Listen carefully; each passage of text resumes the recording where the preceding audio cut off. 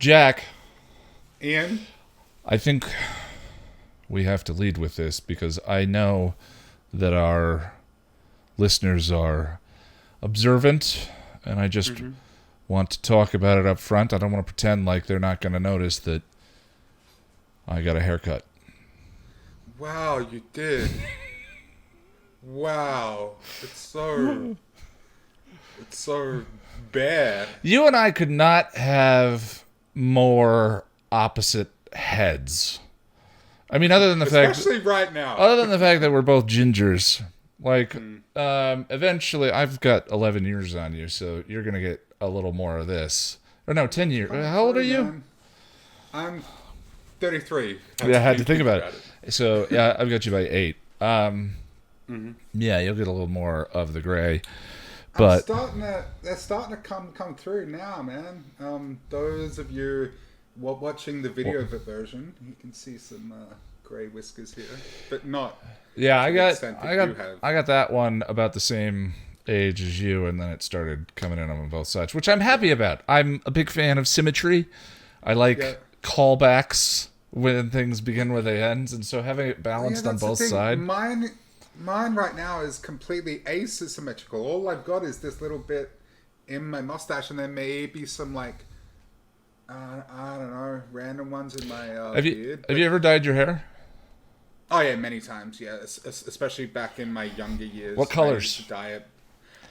Well, between the ages of like 14 and 20, it was always black. And then like maybe 6-7 years ago now, I dyed it like purple, green, and blue, and a bunch of crazy colors. Now, so growing up, I was definitely. I mean, if we're talking archetypes, right? If we're talking in terms of if we reduce everyone to a trope, Yes. Okay. I was definitely like dorky nerd. Okay. Like dorky, I hung out in the computer lab all the time, and eventually, this is like your adolescent sort of. yeah, teenage well, years. yeah, like you know, it's all quest for identity stuff, right? And Sure. so for me, my main output to that was usually digital. My dad didn't. We grew up Mac people, and that's in as much as any computer upbringing can be, that's a tough upbringing for a teenage boy, because the only game that ever appeared on the Mac was The Seventh Guest and Myst. Myst is infamously one of the only games that released first on Mac that is of any historical significance that I can think of. Oh, you know what else? See, I wasn't aware of that. You know what else was a Mac first game? What? Wolfenstein. Really? Yes, but the very first Wolfenstein was, you remember the Macs with the green screens? Like it was dark green and light green? It was on that computer, and it was a top-down representation of Wolfenstein Castle, and you were a little stick figure that walked around opening crates to find grenades and shoot the Nazis that were also stick figures on patrol. And I don't know if id bought the rights to that, or what exactly happened, but that eventually turned into the Wolfenstein that everyone knows. Was that id Software as well? Because I think so. Yeah. Because id Software also did Doom, and Yeah. I've heard Wolfenstein described as a Doom clone. No, And Wolfenstein I always predates thought- Doom. Yeah. Oh, okay. Because I always thought they were sort of like competitor games, but if they were both They were both id. Software, then- Yeah, Wolfenstein. Okay. They made Wolfenstein first. At the end of the game, you shoot Hitler, and then Doom was their iteration on the technology that was in Wolfenstein. I can't remember what it was, but I remember hearing a story about how Wolfenstein was an accident or something, or it was meant to be something different and then turned into. I shouldn't have brought that up because I don't know. Oh, yeah, that's story. fine. It was something. But I mean, like Apple IIs were. I mean, that was the Apple was the first major home computer. Yeah. And was, yeah. then IBM, if I remember, the history correctly, IBM started distributing machines and DOS was allowed to be installed on any machine, and so you had all the different manufacturers making DOS machines, as opposed to which is always the walled garden thing with Apple, one manufacturer making the hardware and making the operating system, Right. because he wanted to control the end-to-end experience of it. So that was where they kind of lost market share, and all the games ended up being made for DOS and Windows 3.1. Wow. Okay. Okay. Yeah, see, that sort of predates any of my memory. I mean, I grew up on consoles, the Sega Master System 2, I believe it was, and then we had a PC at one point, but not for long. I think it broke, but yeah, like I did play a little bit of Doom and Wolfenstein and stuff. But that's really interesting. I'm not sure how did I get on that kick? I don't know. We were talking about teenage tropes and whatnot. By the way, everyone, hello, welcome to the podcast of the Nerds. I'm Ian, And my name is Jack. Welcome. We are not really scripting today. We haven't scripted at all. Yeah, we're not. Yeah.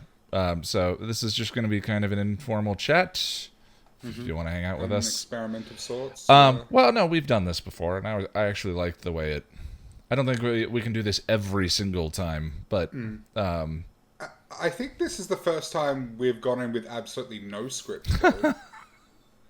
Is it? Like we've done one where we scripted like to a T and it was terrible and didn't work. Yeah. And then we did a sort of a loose script and that worked a little better. But I don't know. I mean, yeah, you were just like, how about we just start recording now? I'm like, all right, yeah, cool, let's try it. Oh yeah, so tropes. So like, you mentioned you had black hair when you were like 14 to. Yeah. 14. So basically what happened was I discovered who Marilyn Manson was, and I thought he was like the coolest person in the world. Turns out he's not really, but that's a different story. And yeah. So from the ages of like 14 until my early 20s, I was quote unquote goth, I guess. And it all pretty much started. I befriended this goth kid in school, and he sort of actually the way it kind of started. I started talking about like music with him, and he was like, "Oh, I really like Marilyn Manson." I was like, "Oh yeah, that beautiful People song is really cool," because that was Marilyn Manson song that everybody knows. Yeah. And he was like, "Oh well, I've got the album that song's on. I'll lend it to you." So he let me the album. It's called Antichrist Superstar, and I listened to it from start to finish, and by the end of it, I was terrified and thought I was going to hell. And it was amazing, and that was my introduction to that sort of style of things, and that was my introduction into sort of dark or heavy music and whatnot. And what is it? What is it about the where I was going with that was like, I in my junior high school days, like probably, I mean, the perception of the darkness, like the black hair and the dark clothes and all of that, to me as a child was violence. That was the my perception of someone, I'm using quotes here, living that lifestyle. And I know now that I'm older and I've met lots of people who went through or are currently or were or are a member of that community or going through that phase. It's the opposite. Like, very, very much so. Yeah. But I mean, sort of tied with the Marilyn Manson's led with the grotesque to some degree. It was like the theatrically grotesque, but it was the grotesque. The Marilyn Manson, for him specifically, it was about making a statement and getting a reaction no matter what the reaction was. He wasn't promoting violence or anger or any of those things. It was more just trying to provoke a reaction from anyone, regardless of what reaction it was. Yeah. I don't know. It was kind of like a social experiment in a way, I guess. And I guess the reason why I sort of got into those that side of things is I mean, look, first and foremost, I was a teenager and I thought it looked cool. Yeah. I just thought that was cool, but it was also I thought flannel and corduroys looked cool. I went that way for a while.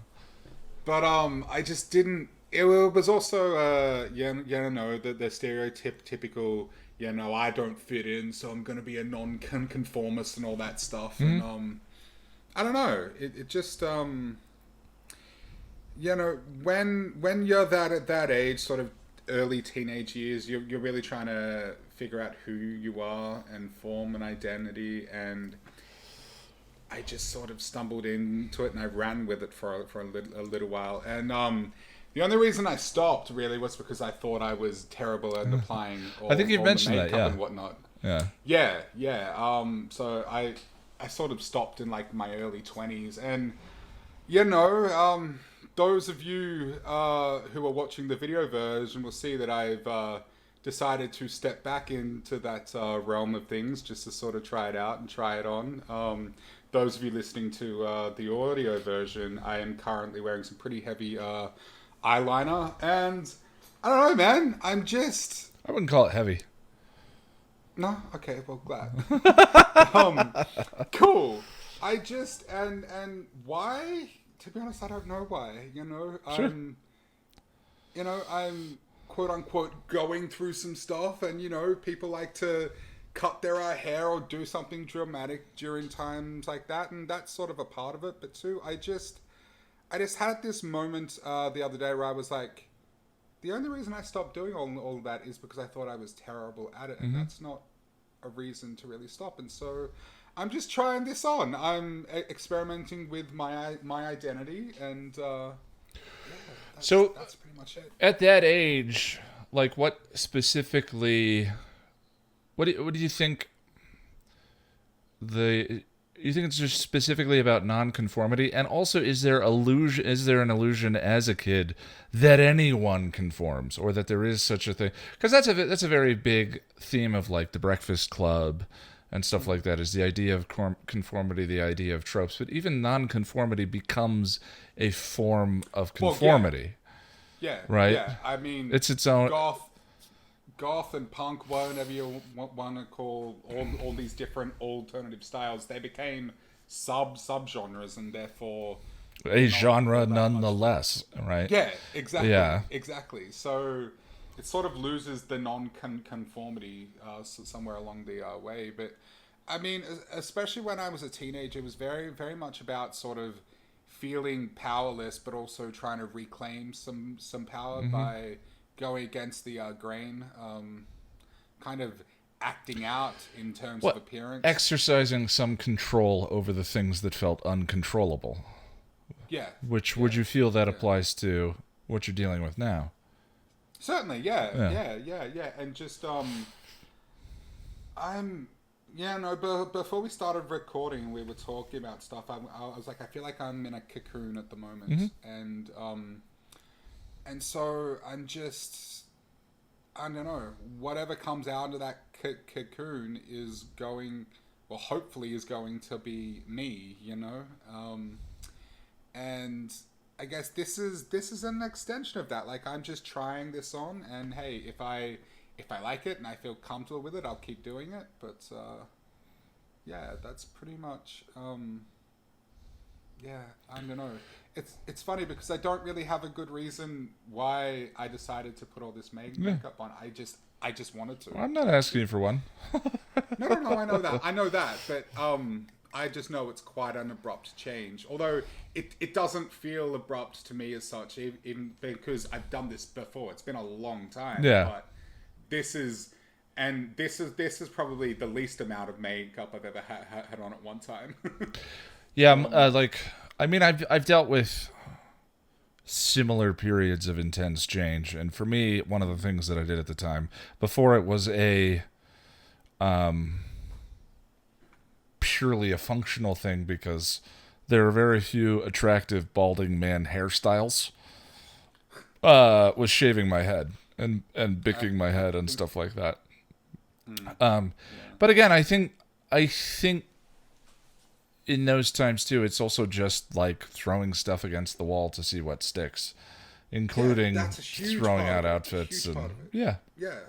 It's like I've been wearing black nail polish for probably a month now. That's been a recurring thing, and the nail polish, it feels like me, so I'm just rolling with it, man. And the thing with appearance too is like, sure, I'm wearing eyeliner right now. I might not be at the next podcast. I will if I feel like it. And that's the fun thing about identity. I think is you can change it whenever you want to. You can experiment with it. Yeah. And that's partially what this is. But yeah, there was also an element of I'm going through stuff and I want to experiment and change and I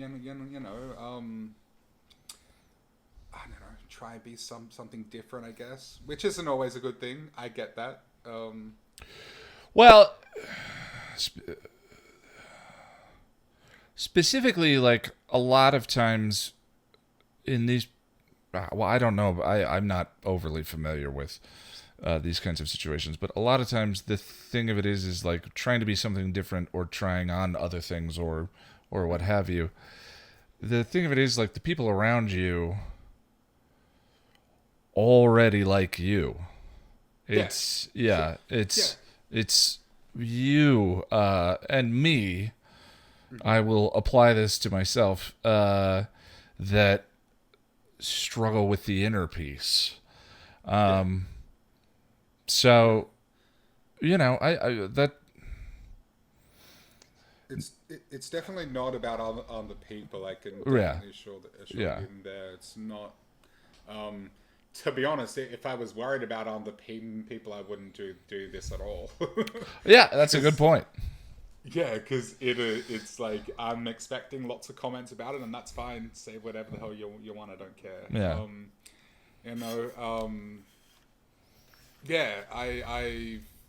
It's definitely not about underpaid people. That's I can definitely assure you there. Yeah, good deal. It's funny. Thinking about that time, thinking about those teenage years, especially at the school that I was at. So I lived in Denver, Colorado at the time, and I lived with my mom, and I lived in a 2-bedroom apartment. And the richest school in the state was 2 territories over, but for some reason on the map of the neighborhood, there were bubbles of there were bubbles of housing that where if you lived in that bubble, you went to this school. So I lived in a bubble of that, and my next door neighbors and the kids I hung out with on the playground, they went to the school down the street. I got bused to this giant rich high school that where I was one of 3,500 students or 3,000 students. Wow, that's a big school. It was a big school. Our graduating class was 1,000 kids. Wow. And I think the biggest school I ever went to was like 1,500, I think. everything like about being a student, I don't know if it was different. I only went to one high school, but everything, I've never thought about composition as much as I did when I was going to that school. The type of shoes, the look, the kids dressed to go to school. They didn't like show up. It's funny, like college was the exact opposite. It was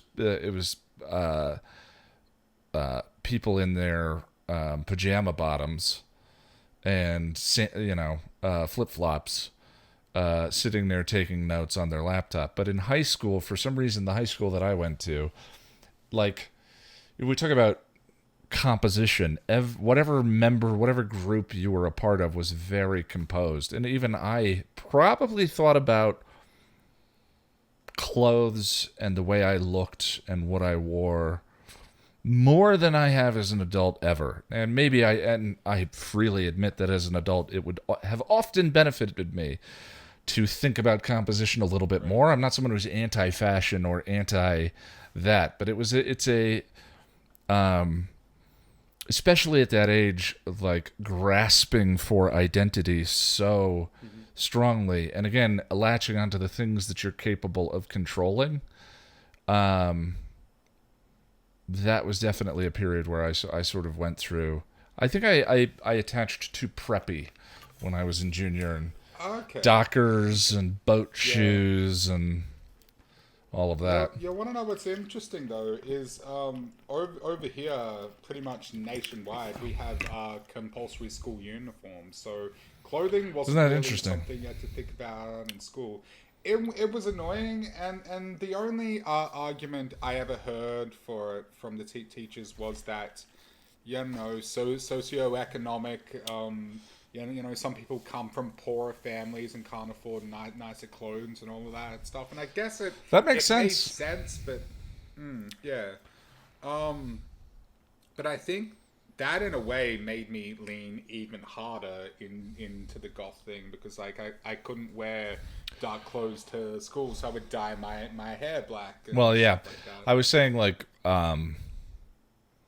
there's no like when you're that age being sort of anti-conformity doesn't make a lot of sense, because no one is anything. Everyone is looking for something. Everyone is like the thing about that composition is, by and large, it's people trying things on, trying on identities, and trying to figure out who they are. I still feel that way a lot of times. It's like, I mean, obviously, I still feel that way. I'm perpetually in that route of figuring myself out. But and even if you feel like you find who you are, it doesn't have to stay that way. You can. It's completely a choice. You can be whoever you want, really. Sorry, microphone was sagging. That's okay. A little bit. I don't know if we want to edit that out. We'll see. Yeah. So what else you been up to? We didn't record last week? No, we didn't. Yes, and that was me. Although we said that when one of us wasn't available, the other one was going to do a solo cast. However, both of us forgot about that until late in the week. We did, yeah. And I mean, given the what we both had going on, it would have most likely been me, because I was one with the most time. But I just forgot. What have I been up to? Not a great deal. You've got me working on the summary for the next Angel video. Shadow of Ramon. Yes, I'm editing like the first minute and a half of it. Well, the summary section was post intro, but yeah. Oh yeah. I'm also gearing up to fly out to Sydney to see my family. When are you flying? Sunday. Wow. So this is going to be our last podcast of this year, probably. Yeah. I mean, you could do a solo, and I could just send you a video to put in, so I can check in or something. I'll think about it. Let me know in the comments if you want a solo, if we're good. Jack and I, or Lonnie and I, or Lonnie, Jack and I will be back in the beginning of January. Lonnie said she'd do a stand-in for one until you get back from Sydney. Yeah. I usually go for a little while, so it's probably going to be necessary. I'll be back late January or something. But yeah, I just I like going and seeing my family and everything, but it's just stressful, getting everything ready and airports. I hate airports. Flying went from terrifying to mildly exciting to just pedestrian and boring, and now I just want to get it over and done with. So can I ask you what might be an utterly ignorant question? Okay, by all means. Do you get to jump lines at the airport? Yes, kind of. I mean, that part's not bad, right? Going to the airport sucks for everyone regardless, but skipping the security line. Oh no, you don't skip security in a post 9/11 Well, do you world. have It's also nothing. do you how do you skip the line then? Oh well, not. Well, depends what we mean by skip the line. So I go and I check in. I hand in my bags, and then it takes them a little while because they have to tag the wheelchair and make arrangements for someone to help you onto the plane and all of that. But skipping the line is like I go through security just like everybody else, except I can't go through the metal detectors because Because of the chair. Yeah. the yeah, but they frisk you. They give you a pat down, and which can be kind of weird at times. Yeah. But it is what it is. I'm very used to it. But when it comes time to get on the plane, they have this special aisle chair. It's like a skinny wheelchair, I guess. And so I sit on that. They take my wheelchair outside and put it on the plane. And this all happens like I'm the first one on the plane. And then once I'm on, they let everybody else on, which is great. But then when you land, everybody else gets off, and then I sit there for 10 or 15 minutes until they can arrange for. So I mean, yeah, it's yeah. Yeah. Sometimes like they couldn't. They can't find a chair, so you're stuck on the plane for like 20, 30 minutes. It's kind of annoying, but it is what it is. And I will say, at least in this country, airlines are very, very good, like for disabled people, for the most part anyway. I still wish there was a means of taking your wheelchair on the aircraft, but that would require a lot of modifications and whatnot. So what do you fly? Qantas? Qantas is like too expensive for the most part. I fly with an airline called Jetstar, which is owned by Qantas, but it's like Qantas's budget. Yeah. Yeah. It's like JetBlue to United, yeah. I think. Yeah, and So typically American Airlines are terrible. I spend anywhere between like $80 and $120 on the flight, whereas flying with Qantas, it'd be more like 100 to 150, I guess. There have been times when my flight has been cancelled and they put me on a Qantas flight, which is great. I love that because it's more comfortable and whatnot. But yeah, flying is. I hate airports. Now. Yeah, I almost bought a Tesla when I still had my other job. Because Cool. purely because of the autopilot, and I lived in a condo complex with. I had my own parking spot, but I didn't have a garage. But I was still like, I want autopilot because the day that they have auto driving cars, I will never fly ever again. If I can get in a car with a tablet and say, "Take me to Illinois," and then I take a nap. I don't care how long the trip takes. I will sit in that car. Sure. As long as I don't have to drive and pay attention to the road. I find driving fatiguing, exhausting, stressful. See, I don't have a license. But I I've hate never flying. Driven. Okay. Yeah. Yeah. Flying is just. Also, I'm kind of a nervous flyer. Yeah, I'm me better too. than I used to be. I hate takeoff. Takeoff scares the shit out of me. I'm like a clutch the seat and close my eyes until we're in the air kind of. Yeah, I went through a period after 9/11 where I was having nightmares about the people in the plane as it was being run into the building. And for a while after that, I would, when I had to fly, like break into cold sweats and get nauseous and all of that. And that has abated. That has gone away. But I still, now the problem is that ever since 9/11, when the airlines needed to be bailed out, seats have gotten small. There used to be first class and coach. Now there's business and business plus and all of that. And the way they've gotten those seats is by shrinking the seats for the rest of them. And I'm a large man.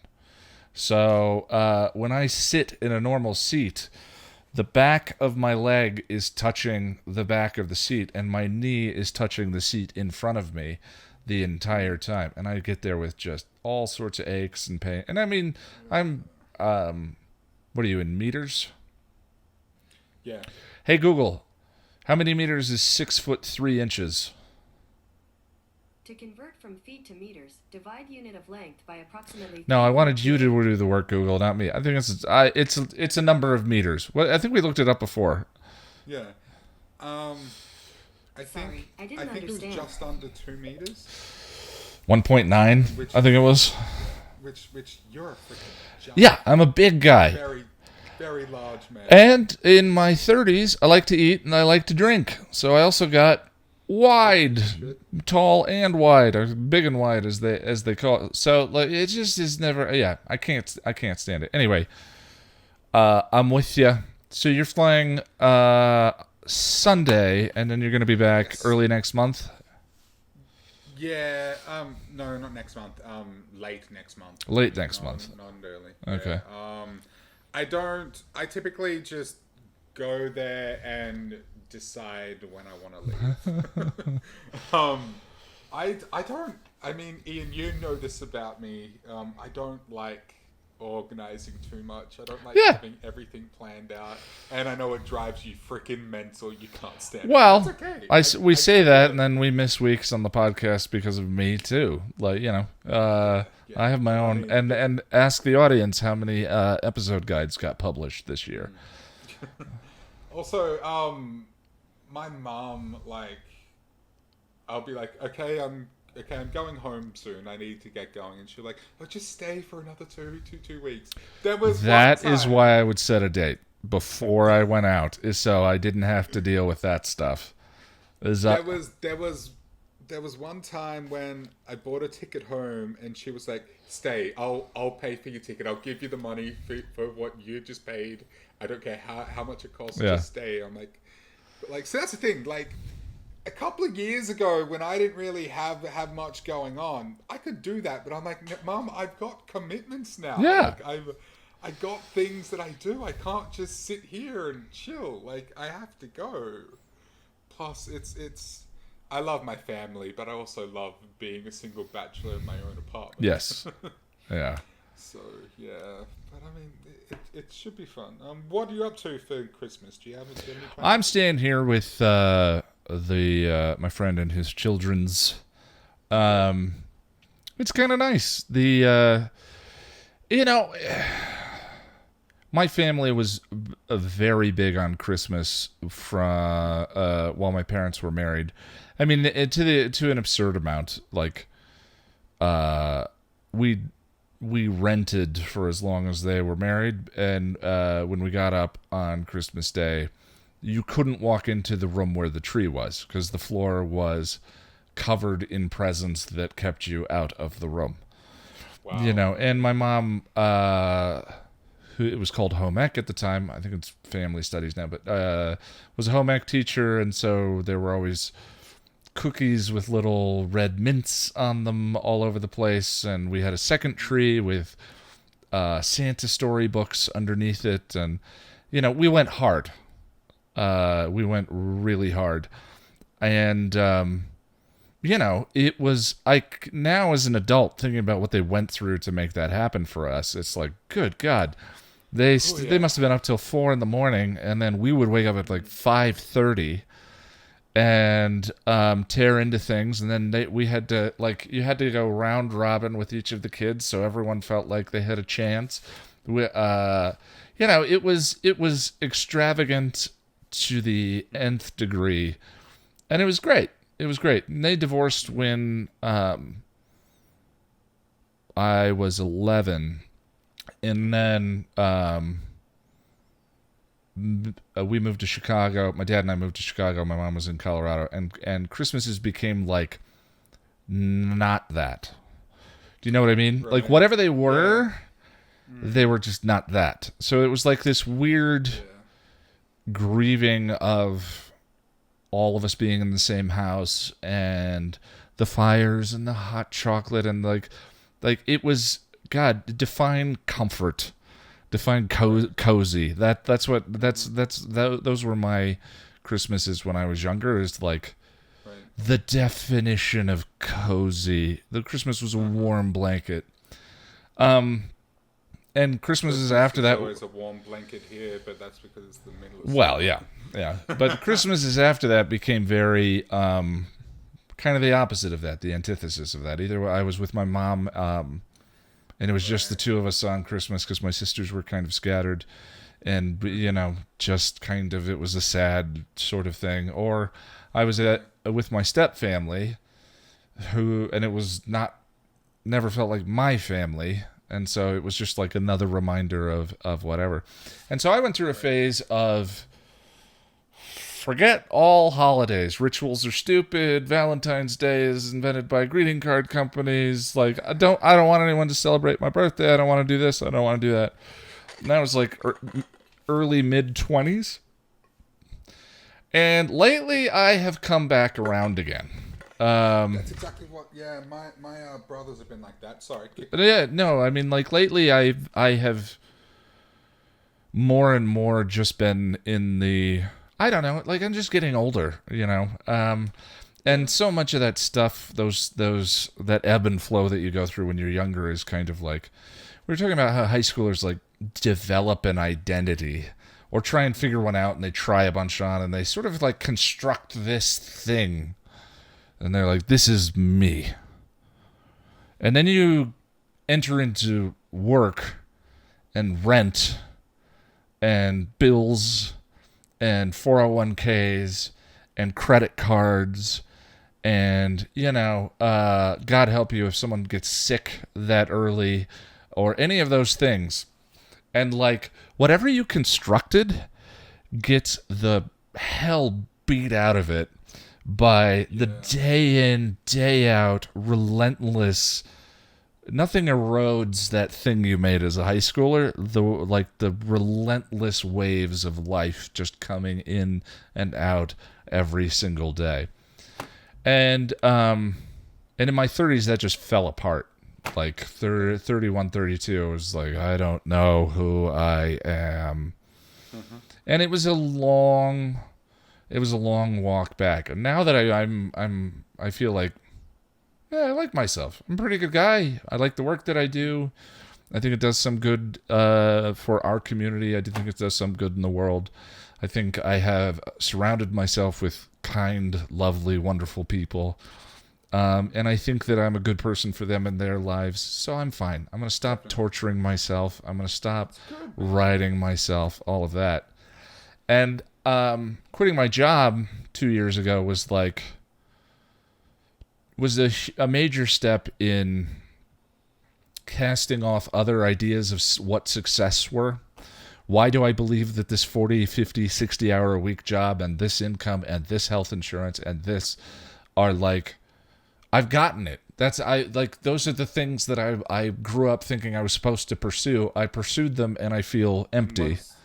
Once you got them, you were like, oh, okay, well, what's next? Yeah, I mean, I'm a single middle-aged alcoholic. So, but I have this little thing called Passion of the Nerd, and every time I do it, I feel something. I don't feel something at my job, but I feel something when I do this. Why don't I go try that? And like that act has been very significant for me and kind of like looking for those vestiges of cultural expectation that I didn't create myself, that were sort of handed over to me. And I think so, like because of that, like I think about ritual and I think about ceremony and I think about those things. I'm like, I see the value. I see the value for community, the value for family, even in a relationship. I've been thinking about relationships a lot lately, and even in a relationship, I was thinking about this today. The term perfunctory gets a bad rap. By that, whether it's date night is perfunctory or just sort of like, there are things that you do in a relationship to maintain the relationship. And that sounds dry and that sounds devoid of passion, but it's actually the opposite. What it is deep commitment to another person to say, like, I care about the health of us. I care about the two of us. Which in itself is passion. Which in itself is passionate, right? So, like, a married couple 20 years on saying, all right, we need to have date night and we need to have sex once a week at least. Like, sounds perfunctory. It sounds by the book. It sounds whatever. But just the commitment enough to do that is, to me, such an act of love. Yeah, That you care and you still want things to be right. good. And if you have to ritualize it in order to get it done, then why the hell not? And the more I think about New Year's Eve or Christmas or any of those things, to me it all applies. It's like, okay, so it's an excuse to look at my life, take stock, and say, what would I like to do better? Or what would I like to do new? Or what? How is that ever a bad thing? Just because it happens every year on the 1st, you know? Yeah. I think my brothers who are in their 20s are really going through that apathetic thing right now. Especially one of them is like, I don't care about Christmas. It's just all commercialism and making money and stuff. And I just so many. Is that times younger Ian? Slap him. I just want to slap him and be like, dude, cut the shit. Yeah. Okay, just cut the shit. It's happened twice. It happened this year and last year. So a couple of weeks ago, I get a phone call from my mum, and she's all like down and dejected. I'm like, what's wrong? And she was like, I've taken all the decorations down and we're not doing Christmas. I'm like, wait, what? Why? And she was like, no one here is interested. I'm like, well, I'm interested. Yeah. And she was like, your brothers don't care. I'm like, Mum, they never care, okay? They're apathetic shitheads in their 20s. And so many times it's just like, my mum puts so much effort into Christmas. Like, it used to be about presents, but now we're all adults and everything. It's more just about good food and hanging out and spending time together and whatnot. But I just really want to say to my brothers, look, can you just do this for Mum, please? Like, you can keep your personal opinions, that's fine. You don't have to change what you think about Christmas, but just don't be a dick. Come on, just eat some good food and just cut the shit. Yeah. And then she and I actually ended up in a bit of an argument about it because I'm like, oh, come on, let's just come on, like let's just go ahead with it. And then we stopped talking, and then she called me again a couple hours later, and she was like, so the decorations are back up. Of course they are. Yeah. And the same thing happened last year too. Well, I mean, if I were talking to her, what I would have said, if for whatever this is worth, is you say, and you may have because you were telling this story and off the cuff, is like, so well, I like it, Mom. Yeah, that's exactly what I said. Mom, do you like it? And if she goes, yes, she goes, that's all that matters. Yeah. So forget those guys. Yeah, and I said let them be Scrooges. They've been like this for years. There is nothing different here. They've been like this for years. Yeah, let them be Joshes. And there is something there is something beautiful about just the ceremony and just being together. Like, it's not about Santa or Jesus or whatever. Like, it's just being together, eating some good food and being merry, you know? The whole presents thing I get is like, I feel that pressure of what should I get this person. So what I do now is I just, the second I see something at any point during the year I think a friend of mine would like, I get it for them immediately and give it to them. And then I just tell them, like, yeah, I don't. With me. Yeah, and I during the event itself, I'm like, I don't really do that whole thing because this is the way I am the rest of the time, and most of the time, like, people I know are, oh yeah.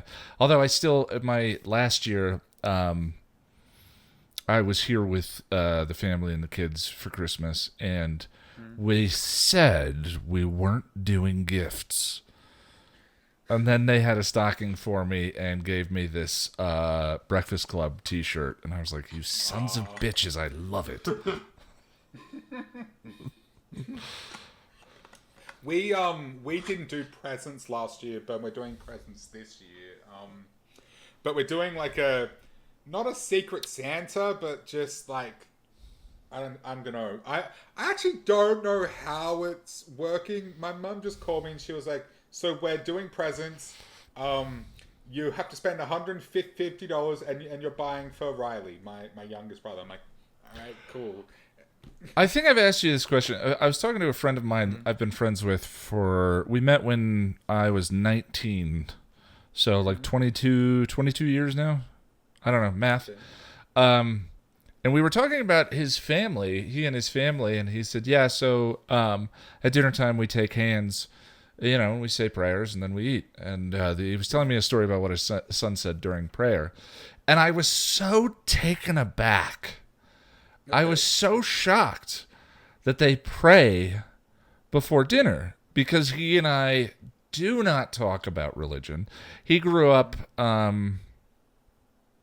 Jehovah's Witness, and and talk about rebelling against structure. When we met in college, he was like, "Fuck all of that," and I shouldn't swear during the podcast, but he, sort of, and then we never spoke of it again. Actually, the first year we met, he went through a born again phase, which I knew at the time he was doing because of a girl, but he wouldn't admit to. And then after it didn't work out, he was like, yeah, I was totally doing it to try and date Julia or whatever her name was at the time. I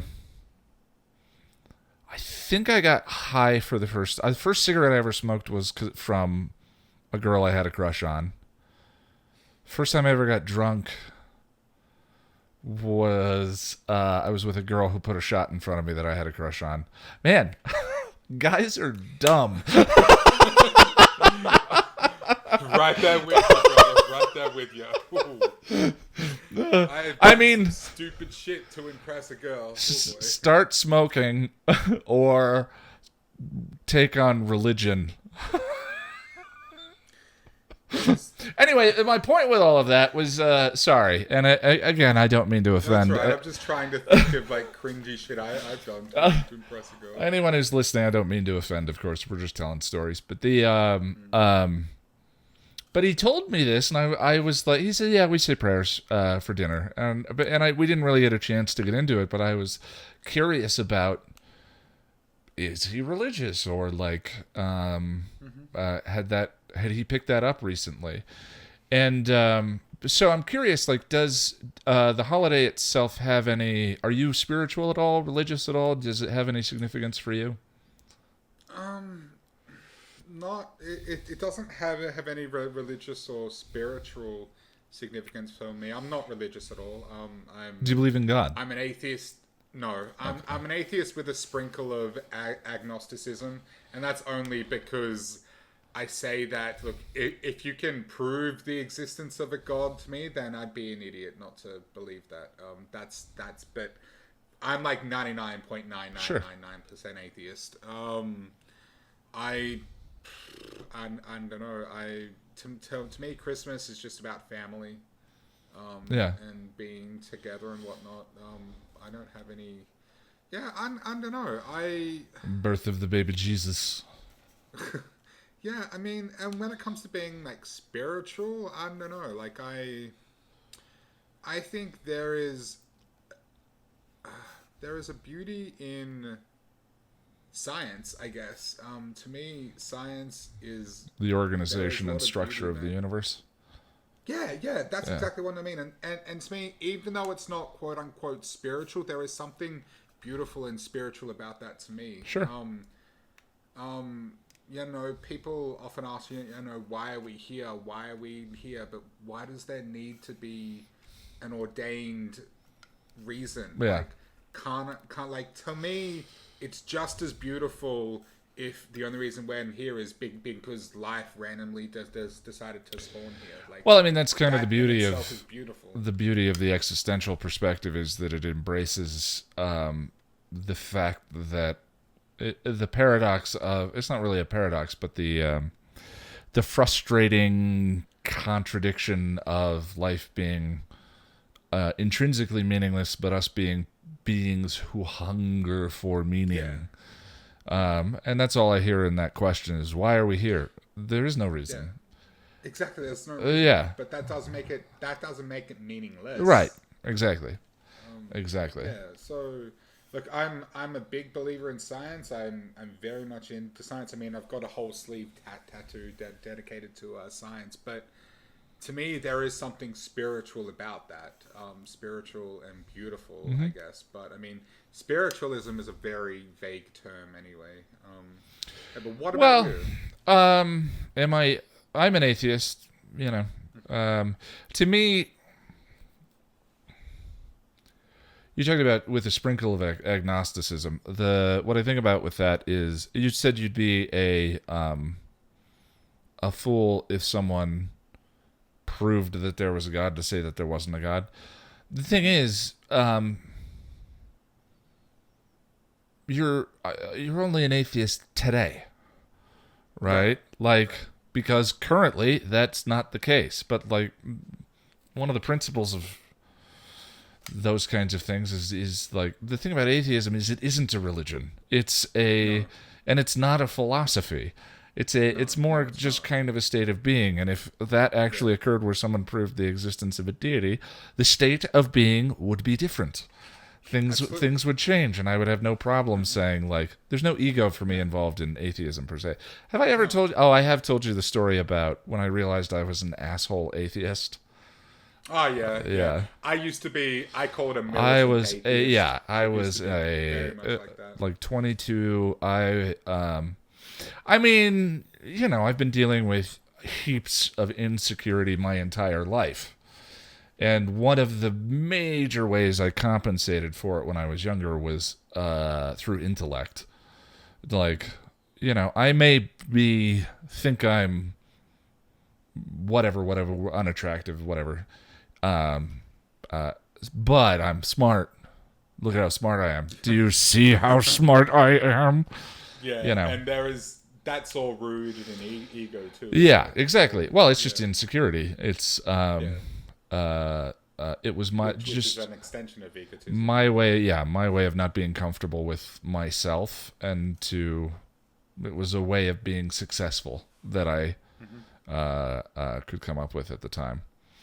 Anyway, I can't tell that story. I haven't been able to tell that story. I think it would be a good story for other people to hear, but it involves someone and information about their lives that is relevant to the story that I'm not in contact with and can't get their permission to talk about. But it was just a moment where I realized, like, oh, this is not important. Love is important. Compassion is important. Being right, So- who cares? No. Yeah. And you grew up religious, right? Because I didn't. I did.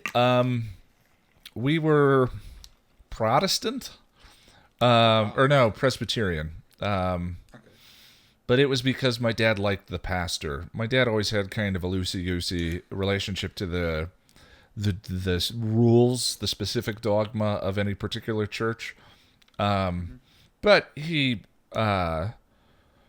very much believed in God and grew up going to church and wanted to make sure that we all went and all of that. I think I've told the story. And then when my parents divorced, it's like, at the time I didn't understand. My dad was my age. You know, Jack, I say this with all the love I can for myself. I am a deeply selfish person. Like We all do. exactly. But that's the thing is, like, I wake up and I feel, poopy or depressed or whatever. And the idea of having to think about children, the idea of having to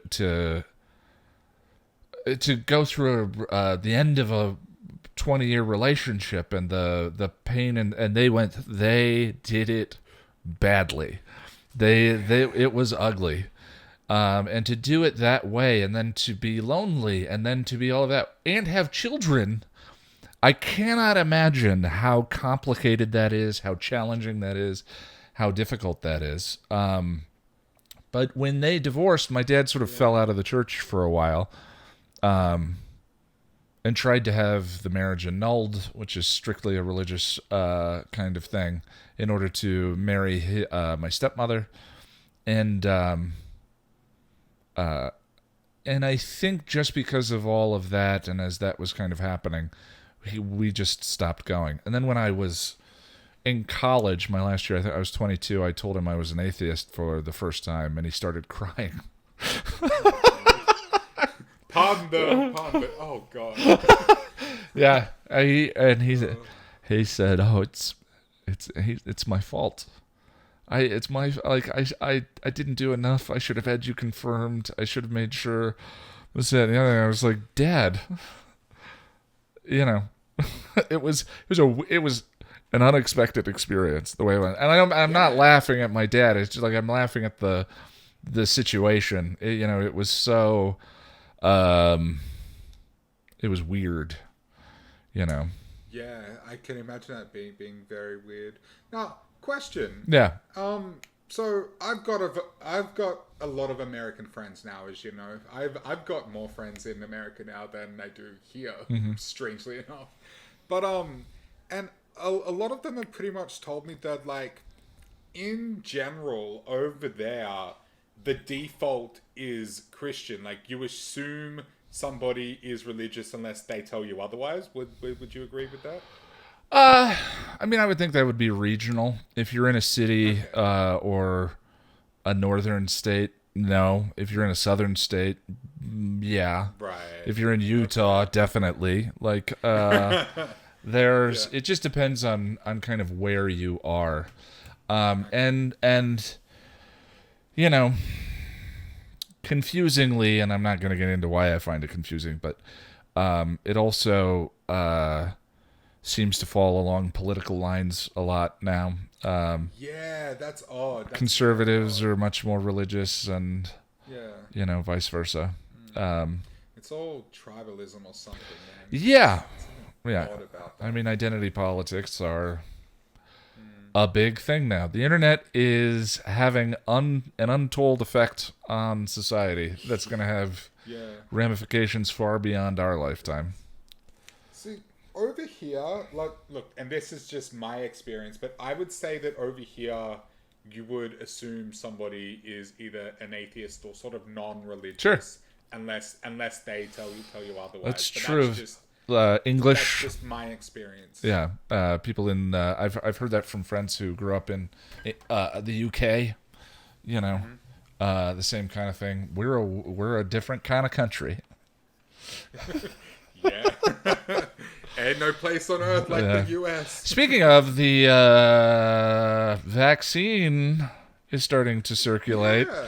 You know what's weird? Because it's just been approved by the FDA over there. Yeah, our frontline medical responders are the ones who are getting it first now, and then it's sort of filtering out from there. And there's no way of avoiding, like, the super rich and all of that being able to get their hands on it first, of course. Yeah. But what's interesting is I have not felt the... Have you noticed a corresponding wave of tension coming off? Sort of, like, Twitter has been a shitstorm for... I mean, month. Twitter is a cesspool at the best of times. Yeah. I try and filter and follow and limit and control the it as much as possible. But what's interesting is I would have thought, like, with a vaccine, that there would be a little more cause for celebration as it started to circulate, and I have not noticed or sensed that. I've seen a lot of people saying, "Oh, I'm not getting the vaccine. It's been rushed. It's not safe. Blah blah blah blah blah." But which frustrates me because just because it was kind of fast tracked, it doesn't mean it's gone through this any less, like, safety precautions, trials and whatnot. What we are seeing is what science is capable of when you remove all of the obstacles. That's what we're seeing. It's like the vaccine is it's been tested. It's gone through all the same processes. It's just that they have done it. They've allowed it quicker, rather than putting up all these roadblocks that typically a drug has to go through. Do you have any conspiracy theorists in your family? No. Weirdly, I've got a couple of Trump supporters, which is odd because Australian this Trump is Australia. supporters? It's weird. Yeah. No, not really. I don't think there's any like full blown conspiracy theorists. No. Yeah, Thank I God, have 'cause- some anti-vaxxer Pizzagate people in my family who the frustrating thing to me as an individual, like, you know, they're your family. You try and Yeah. I don't Family is family. I don't need them to be like me in order for me to love them. They're my family. I love them. Yeah, of course. You know, just because we wouldn't, if we met randomly on the street, probably wouldn't form a friendship. It's like, well, that's not what happened. Yeah. You know, but the thing that I find frustrating is that I developed such an allergy to not only that, but kind of new agey spiritual stuff, that it's such a stringent allergy that occasionally when things occur that are a reason to be cynical, that are a reason to be critical of the news or whatever, like, I'm so used to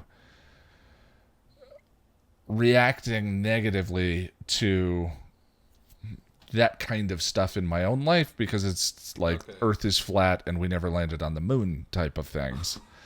That I forget to be. There's a difference between cynical and it's not the word that I'm thinking of, but critical thinking. Okay. There's a difference between definitely, I'd agree with that. Just outright biting cynicism that I suffer from sometimes versus just taking some time and thinking critically about a particular thing. So I don't know. So that kind of bugs me. I don't like being that way about, like, I prefer to be open-minded about most things, is all I'm trying to say. Yeah. Except for flat earthers and anti-vaxxers and all that kind of thing. By the way, do you subscribe to any conspiracy theories? Not really. I mean, I spend a lot of time like looking into them and researching them just because I find it fascinating. Yeah. But a lot of it, I think a lot of people who subscribe to that stuff, they have this desire to be like, as if like they like the idea or feeling like they know something that everybody else doesn't. Well, there's an identity aspect to all of this, you know. A lot of what we're talking about today has to do with identity. Yeah, and feeling like they're more awake than everybody else.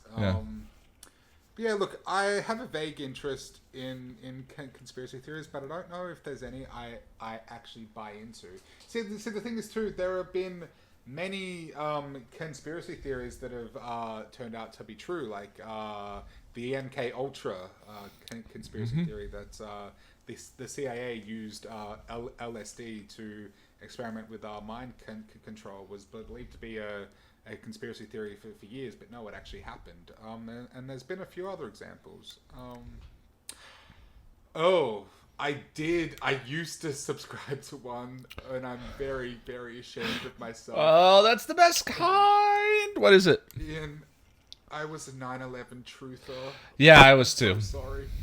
I'm so sorry. I mean, I saw that. I wouldn't. Was it Zeitgeist?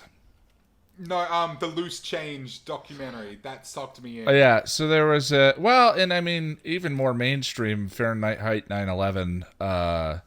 What's his name? Which was a more mainstream Michael Moore, more mainstream, less conspiratorial. Yeah, but not completely free of it. Yeah. Zeitgeist was bananas. Zeitgeist, but Zeitgeist went into a lot of different things that I found very fascinating too. Like it did. I think that that was one of the reasons why it was successful, was because like the whole repetition of the Christ figure section that they talk about in there was very interesting. And I think that you throw a bunch of interest in history and truth, sprinkle that in along with your crazy.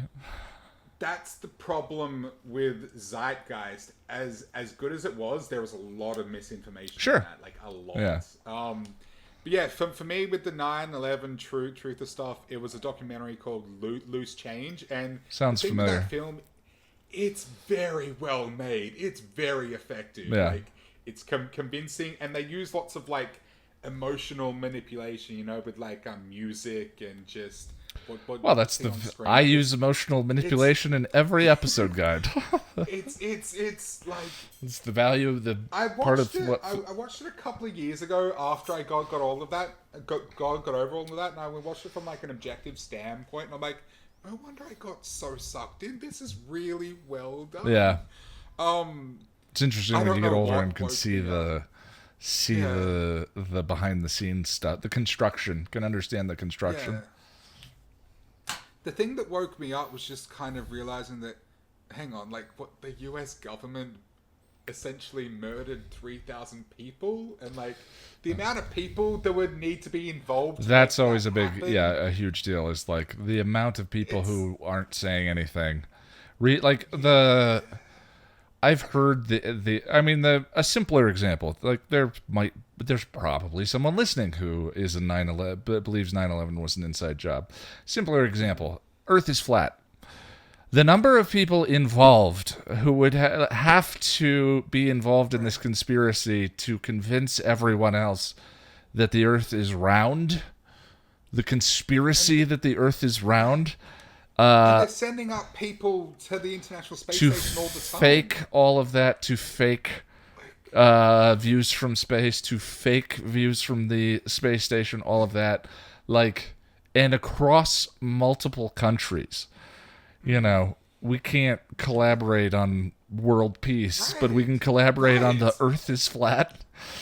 And my thing is too, like, what's the motive? Why? What are they getting from that? What's the... Well, I mean, these people, the thing is, like, these people always have answers. They're just unsatisfying answers. Yeah, I've never heard a convincing motive. Yeah.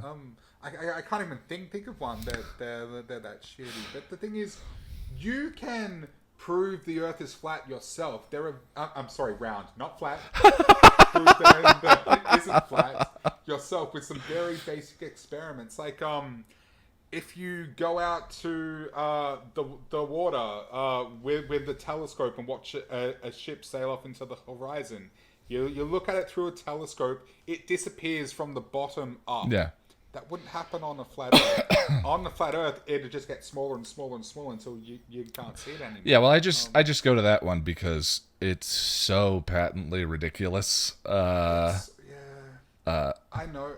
What's interesting too is I have, like I said, I have one in my family. Yeah, and like every time you try to bring up any kind of like counter argument, they just shut down or just go, "Oh, that's just." Like I told him about the ship thing, the ship disappearing from the bottom up, and his response was, "That's just perspective, man." And I'm like, "What does that even mean? What are you trying to tell? What? It's explain." And he couldn't. He just said, "Well, it's just perspective." I mean, that's an interesting thing, right? Like I've had debates with friends who are pro-gun. And my dad's pro-gun. What's interesting, my dad is a gun-carrying liberal Democrat. There was a time where politics were not so polarized that you either filled out all the check boxes of your political party or you were excluded from it. You know, there was room within different political affiliations for shades of philosophy, for shades of belief, and all of that. But I'm not. I'm very anti-gun. But I believe that it is important for me as an individual to be willing to enter into conversations with people who think differently than me, because if I'm wrong, I want to know, Right. And that's the thing is I think a lot of times I think people who adhere to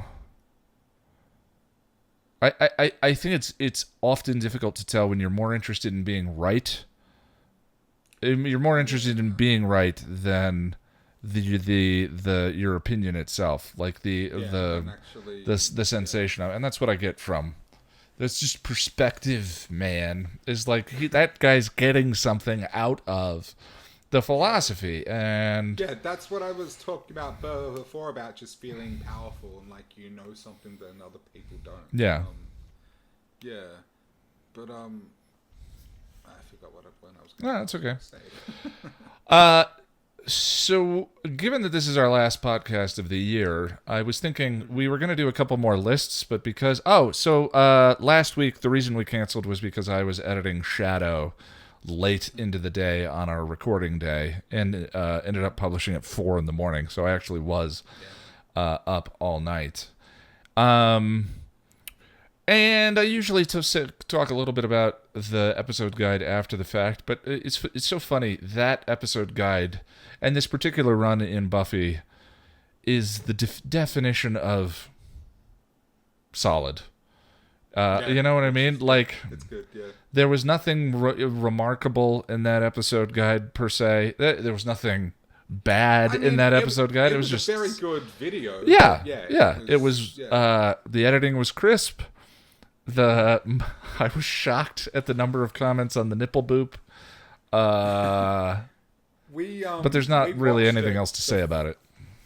We watched it together before you uploaded it, and I remember saying afterwards that it was it's a very passion of the nerd video. Yeah. It's got all the elements. There's some funnies in there. There's some philosophy. There's some It's there's some kind of interesting nice thoughts. to be getting to that point where it's like, I feel like the median level of quality the peaks were always getting higher, but the median level of quality I think has gone up when it comes to the editing and all of that. Yeah. So yeah, not much to say about that. But anyway, we were talking about doing a couple of lists. That's the only thing I'm disappointed by is we're not going to get those lists in. No. We're still going to do resolutions in the new year. Yes, That's still a plan. that'll be the first podcast when we get back. Yeah. And what we'll do is I'll explain the plan for it, and I'll say, now pause the podcast, go and, if you want to do this with us, go and come up with yours, and then unpause the podcast and we'll go. But that'll probably take the entire time. But we were talking about best game you played this year, or handful of best games. Do you have anything in mind? Yeah. Yeah, I do actually. Funnily enough, I bought. I think I mentioned it. I mentioned it at the stream that we did. I just bought Cyberpunk 2077, and I know people on console. I know, and I'm sorry. I'm sorry. Okay, I know you guys are having a rough time, and it hasn't been like flawless on PC either. You're playing on a 1080, not TI. Yeah. Okay. I'm playing on the 1080 and an i7 7700K, and I'm still having performance issues. It's the first game that has made me feel like the 1080 doesn't keep up anymore, and it made me sad. I've tweaked with some of the settings, and I'm getting like 45 to 50 FPS as opposed to like 35. So I mean, marginally better. As a console gamer, that's all I ever got. So people, especially because apparently they released it for PlayStation 4 and like Xbox One or something like that, like the base level consoles, and those people are really struggling apparently. yeah, it was so much so that they're doing refunds. But anyway, what do you think of the game? I actually love it. So it's got a the tutorial took me like, well, not tutorial, the opening, shall we say, before the game opens up and lets you do whatever the hell you Sure. want. Took me like 5 or 6 hours, and yeah, like I like story in games, but it's never been my main draw. If you know what I mean. I'm very much, I like gameplay. I like just mechanics and stuff. But by the end of like the, shall we call it a prologue, it really sucked me in. Like really sucked me in. It won't go into any spoilers, but what I will say is you start with a companion by the name of Jackie Wells, and in the opening, like the first couple of cutscenes, I hated him, but by the end of the prologue, I loved him, and I've never had that experience in the game. Like I've liked characters, like I love Trevor Phillips from GTA 5 because he's just a mental case. That guy's nuts, and don't get me wrong, if he was a real person, I would be terrified of him. But I don't know, really. I can't go into spoilers, but my initial impression of that game is, oh, it's GTA but futuristic, but it's more than that. See, GTA to me is like it's satirical, it's social commentary in a way, it's an exaggerated version of everything wrong with the world, kind of. But this is there's more philosophy in this one, I dare say, and it's just I don't know, like, and the level of customization in your character too is incredible. I haven't seen anything that's gone so in depth. You can alter your genitals if you want to, even though you're wearing clothes most of the time. Yeah. If you want to play a woman with a penis, you can. Yeah. You can do basically anything you'll want. I think that's great. And CD Projekt Red did that intentionally. They said with the game, this isn't a word for word quote, that they they wanted to transcend like humankind and sort of play with what it is to be human. I think they used the term transhumanism or something like that. And so that was very intentional. But look, it's just a fun game. It's engrossing, and I didn't expect to be as into it as I am, but I'm very sold on it. Yeah. What was the game you played the most this year? It was Overwatch, of course. It's Mine's Overwatch. probably Dota, so I'm right there with you on the pain. Yeah, look, it just, I don't know. That game is just like bubblegum to me. Yeah. It's just jump in, play a couple of matches, half an hour later I'm done. Do they have a battle pass now, or are they still doing chests?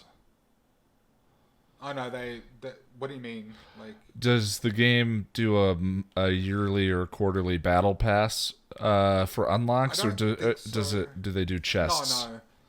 No, it's just chests. Like yeah, they just give you like loot boxes, but they're all cosmetic. There's no like power ups. Everything in Dota is cosmetic. I've still spent lots of money on it. Oh, I bought a couple of chests here and there, but no. But also they will do events where they will release new skins. And like some of the skins they will like allow you to unlock by simply playing the game, and it'll say like win 6 matches and you unlock. Oh, that's nice. Skin. That's new since I played it. Yeah. They don't make it too difficult, but they do have like a currency system that you will get currency just by playing the game, or if you open a chest and you get something that you've already got, because the double, they'll give you a couple of coins for it. And yeah, so it's very fair. It's very fair in the way they do it. But yeah, of course, you can buy currency though. So why groans for Overwatch? Because it's why shame? Why embarrassment? Because it's just, again, like I said, it's just bubblegum, man. Like okay. So you feel like it's not redeeming as entertainment. it's just that I wish I had played more games that I haven't played before, rather than just going back to the game that I've been playing for 3 years. Yeah, that's now. a good, yeah. That's the problem with bottomless games is Yeah. not having a greater variety of experiences. Yeah. Yeah. And the problem is too is when I'm like, okay, I'm sick of Overwatch now. I reinstalled Battlefield 1, which I've been playing for even longer. Like, even longer. What is it? But why don't you get back into Red Dead Redemption, or why don't you get into? I mean, Destiny's another bottomless game. So those other Destiny's experiences, like why? What is the difference between a Red Dead that doesn't quite catch? Versus what you're dealing with, what you're experiencing with Cyberpunk right now. That's the thing. Red Dead, it's not that it didn't catch. There was no reason why I abandoned it. You Like, kind of fall off the wagon. Yeah, like it is a great game. I will say I found it a little overwhelming. Like, Yeah. Well, I feel that you way about finish- everything they make. You finish the opening like sequence, which takes a couple hours, and then you're kind of like, okay, well, what's next? It's like there's so much you can do that you kind of don't know what to do.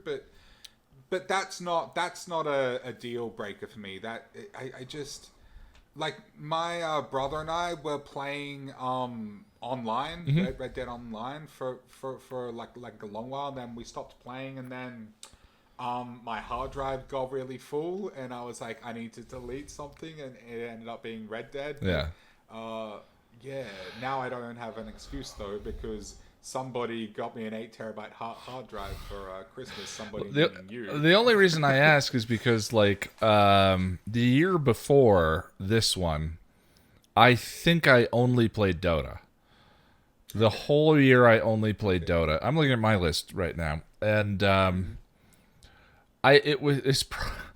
weirdly the New Year's resolution I had the most success with. In January we're gonna go through. I'll go through what my resolutions were from last year and what my ones are for the upcoming year. But it was so bad that one of the ones that I set, because I love games, I love storytelling in games, I love games. Yep. Was I wanted to play more games this year, and I did. I played. 1, 2, 3, 4, 5, 6, 7, 8, 9, 10, 11, 12, 13, 14, 15, 16, 17, 18. Correction, I finished 18 games.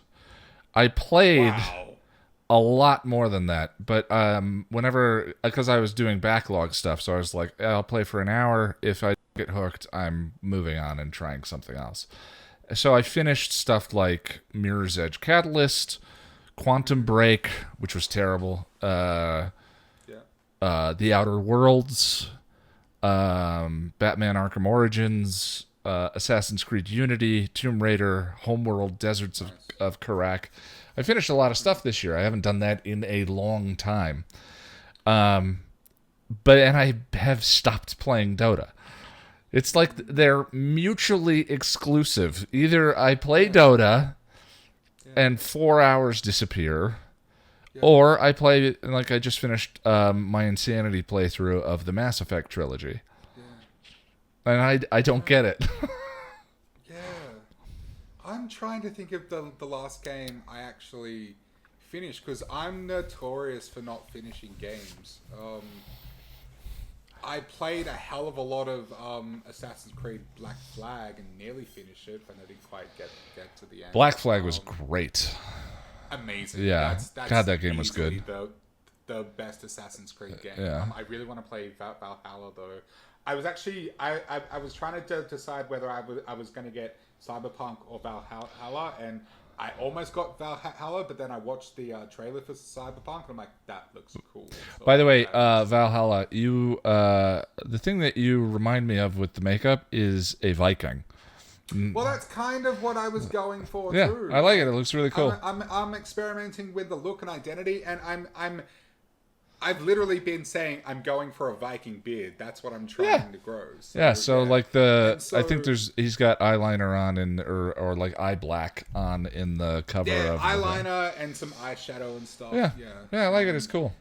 Yeah, that's definitely what I was going for. I was very, very much inspired by the show Vikings.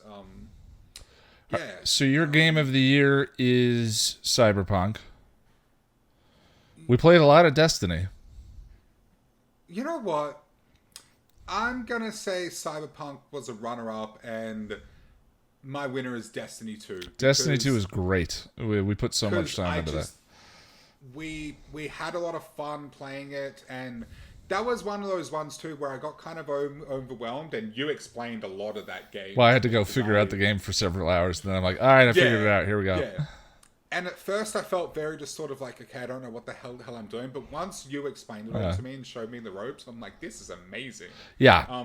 One of the best looking Plus, games I'm I've a ever sucker played. for power-ups and loots and stuff. So. Yeah. Well, it has that Diablo thing. The other nice thing too is that it can be bottomless, but you can also play it as a game with an ending. And so I like Dota's 45-minute loop over and over and over again. Overwatch is a 10-minute loop over and over and over again. Destiny can be the other thing, but it's not. I played many more things than you did this year. So looking at my list. I dabbled, like I played like 10 minutes of a lot of different games and then never touched them again. Standouts on my list, Mirror's Edge Catalyst was really good. I love that series.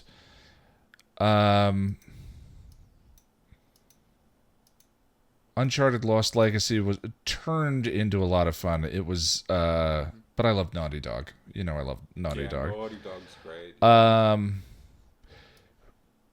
But my game of the year has to be Spiritfarer, which was I knew you were totally unexpected. Yeah. Which was a random roll. I hit that button in the Xbox app that said, "What's the next thing I'm playing?" It selected Spiritfarer for me randomly. I was doing my play 45 minutes of something, try the new thing. I played 45 minutes of it, and then the next day I picked it up again. And then a week later, I was like, "Jack, you've got to play this. This is one of the most." I've got it installed, but I haven't played it. I mean, I get it. It's weird. It feels like a number of different things. It feels like Farmville. It feels like Terraria. It feels like a number of different things. It's also unlike anything that I've ever played. And I cried more than once playing the game. And it has one of the most beautiful soundtracks I've ever played. So for anyone who missed our earlier discussion about it, you play a girl who wakes up in the afterlife and death gives her, or rather the boat rider from the River Styx gives you his abilities, and you have to go around and pick up souls that are stuck in the middle ground and help them resolve their remaining issues with their former existence, so that you can take them to the gate and they can move on to the afterlife. And it's done with this hand-drawn pixel art. Well, it's not pixel art. Hand-drawn, side-scrolly kind of collect and farm and construct loop and research loop, which gets redundant and gets a little boring as I go. But the more I went, the more I get into the stories of the individual characters and the music and just kind of the general spell the game started to weave. And then you find out why she's in the afterlife, or why she's where she is, and why Death gave her his powers. And it's really interesting. And you were saying that it's got a lot of subtext and metaphor in terms of the story. There's tons of. I mean, it's something I love. It's kind of what Buffy is, right? It's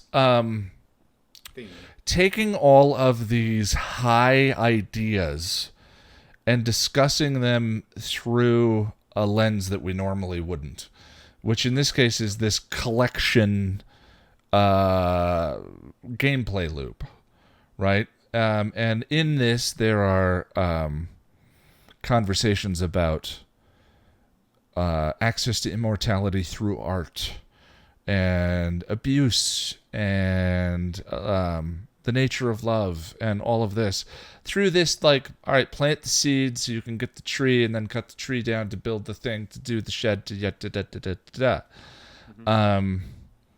And I love finding that stuff in a place where you wouldn't normally expect it. And Buffy is a show about a teenage vampire slayer.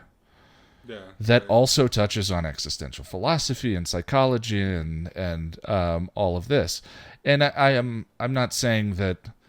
I'm saying it's unusual to find those kinds of things in that place, in a CW-esque kind of show that tackles these realistic sort of high-minded ideas. And is entertaining, and is very funny, and is, not very funny, incredibly funny, and incredibly captivating, and all of that. And Spiritfarer's that for me is like you kind of suck me in with this little like gameplay loop, and then we're talking about Ozymandias and trying to cling to immortality through art. It's like, okay, I was really in love with it. It sounds pretentious, but the thing of it is, I mean, maybe it is, but to me, the way that it bypasses that is the lens through which it looks at all of these things, and playing as this little girl riding a boat around the afterlife, picking up souls that are all animals of some sort. I mean, it was so unusual and so, had all of these loops that felt like a million other games, but collectively felt like nothing I've ever played before. Okay. So yeah, I really loved it. I also played the Mass Effect trilogy again and was reminded why that's the fourth time I've played through that series since it came out. We said the rules for Game of the Year were not the game that came out this year, but the game that you played this year for the first time. Well, not for the first time, but games that you played this year. So, yeah, because I was thinking for a long while that my Game of the Year was going to be Red Dead 2, because it is a fantastic game. Yeah. I love Rockstar. They always knock it out of the park for me. I love those guys, but I played that when it was released on PC, which wasn't this year. Yeah. I just remembered the last game I finished, and it was Gears. We finished Gears of War, the original one. Yeah. Yeah, I got super bored with Halo, so we got halfway through it and stopped. Yeah. I enjoyed the experience of playing it with you, but I would not play that game again on my own. Yeah, Not a chance. Gears is good bad. Yeah. It's I hated the clunkiness of it. There's a bunch of individual things about it that are clunky and frustrating and dude bro. Yeah. But collectively, it's an interesting, fun, kind of unique experience.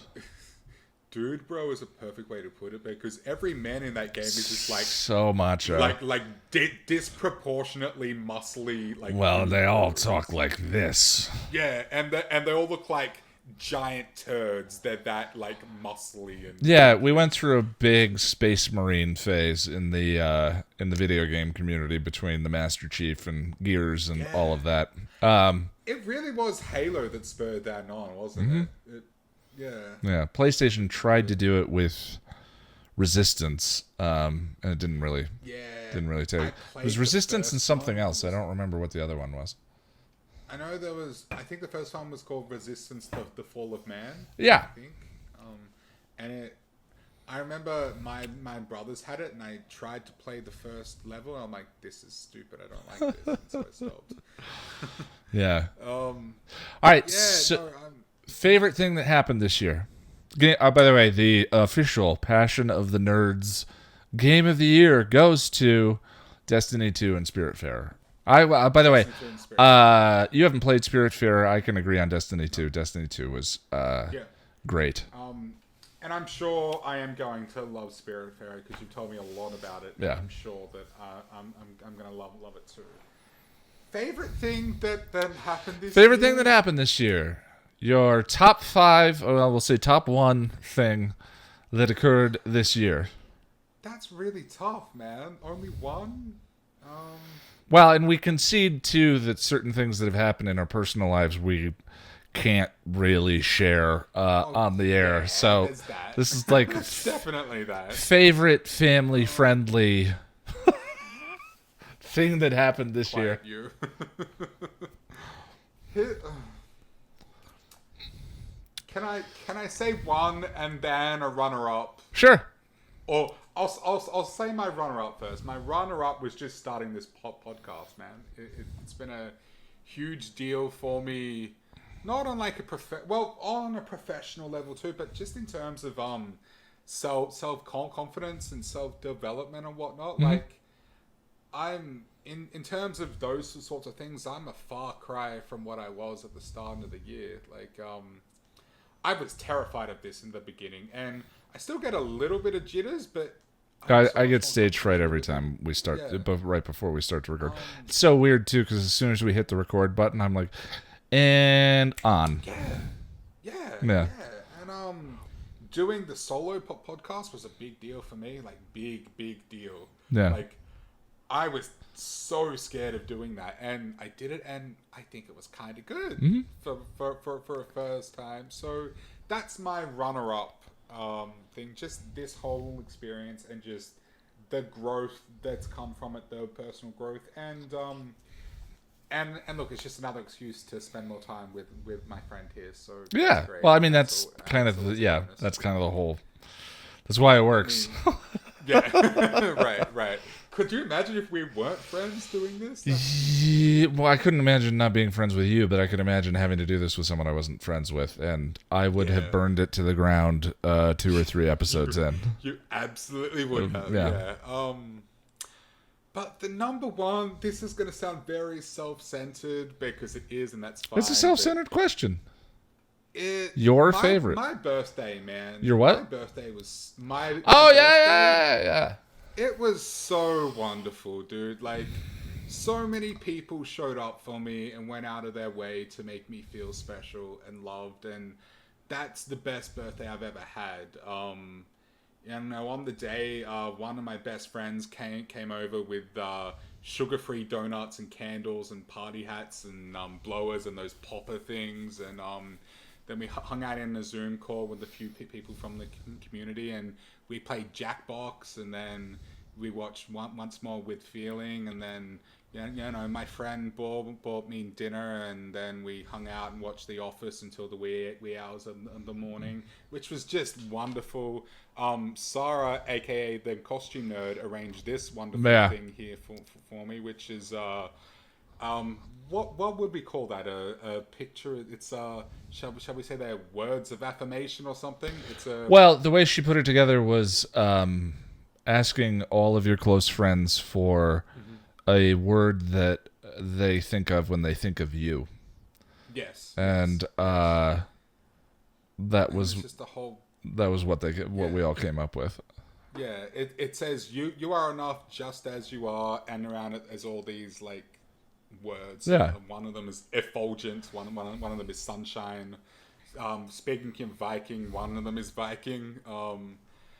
It just and that is easily the most beautiful and meaningful gift I've ever received. And so yeah, man, my birthday, I just felt so loved and so cared about, and it's just, even like I think about it now and I get in a little teary. Like, so many people showed up for me. Oh, and also like my D&D group threw me a little online party the next day. Just, dude, it was just wonderful. It was Yeah. great. Yeah. But what about you? Favorite moment of the year? Moment of the year is tough. Or moments. Moments of the year. Yeah. See, I'm not reaching for any. I'm sorting through the many, and It's difficult, isn't it? it's difficult. Like the thing of it is too is I think you and I in our conversations are very vulnerable and open Yes. and all of that. Yeah.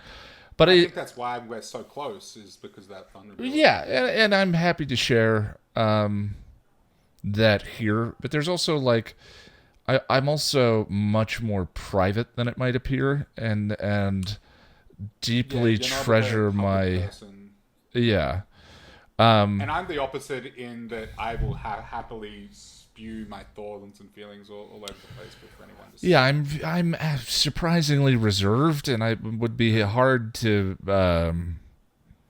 believe that often looking at the just- channel and all of that. But everything that I say publicly has a purpose or a punchline or a meaning or most of the things I say. I'm sure in this podcast that has not been the case.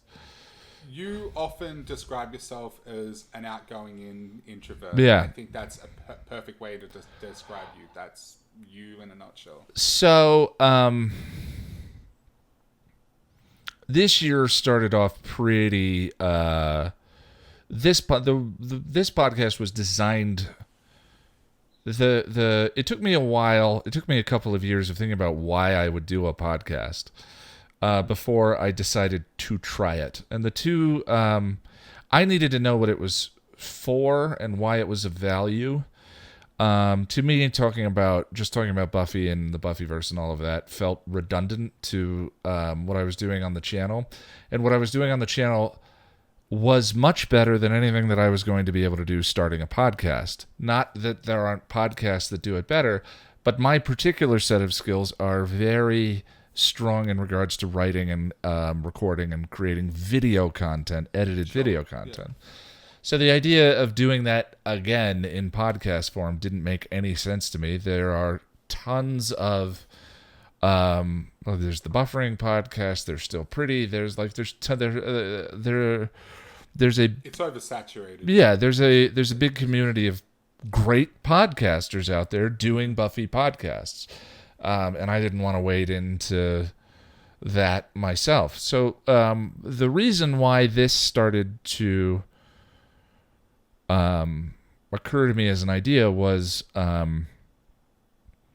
the New Year's podcast, the New Year's resolution podcast, coming up with, ways to move the stone and to slim down, or to I thought maybe it could help the channel, talking about process and all of that. And, a lot of what we do is about community and other people listening in and sharing in the comments and all of that. And I thought there could be some kind of accountability, mutual accountability thing that occurred in that. And so by way of this podcast, the year started off on quite a productivity, self-improvement kick. I quit drinking to lose some weight and to slim down, and I started a book. And one of the things I did to start the book was I asked a friend of mine to be my writing coach. Her name is Lonnie. And we, at the time, a friend of mine, to start doing be my writing coach. And one of the things we did was I procrastinate and really struggle to stay focused when I'm by myself. So I like to do what I call cubicle buddying, which is we hop on a video chat. You work for 25 minutes, you talk for 5, you work for 25, you talk for 5. But having someone on the video conference across from you also doing work, I found kept me... It helps you stay motivated. Yeah, I stayed on the page and kept working. And so Lonnie and I started the year by doing that. And writing and...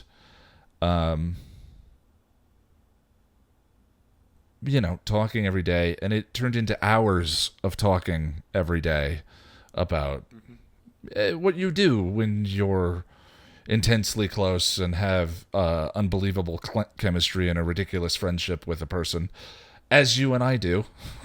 Yes. It's like you talk about everything. The conversations kind of range all over the place and all of that. And sometime in March, the whole pandemic thing started to really set in. And Boy, did it. yeah, and that was the pandemic is where the New Year's resolution efforts really hit the wall for a little while. And that was when I started drinking again, my favorite coping mechanism, and Right. had an incident there, and that hit the wall. And I have been sober since for 9 months. Right. But Lonnie and I, who both have other histories, were like, maybe there's something here, and then there was something there, and we were like, well, but is it that something? And then a little while later, we were like, yeah, it's that something. And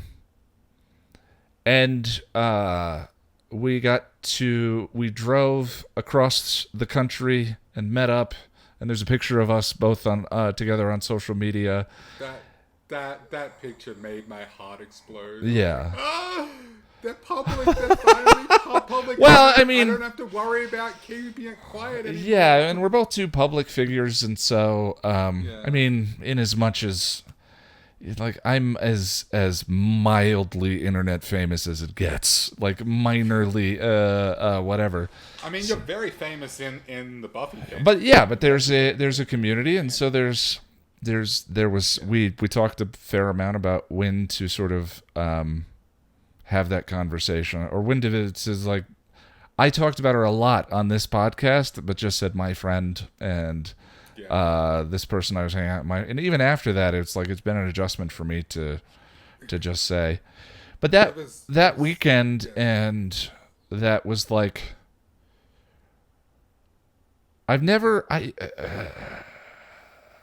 it's incredibly difficult to explain. But in the midst of a pandemic, like this virus capitalizes on our affection for each other, our desire to be touched, our desire to be close.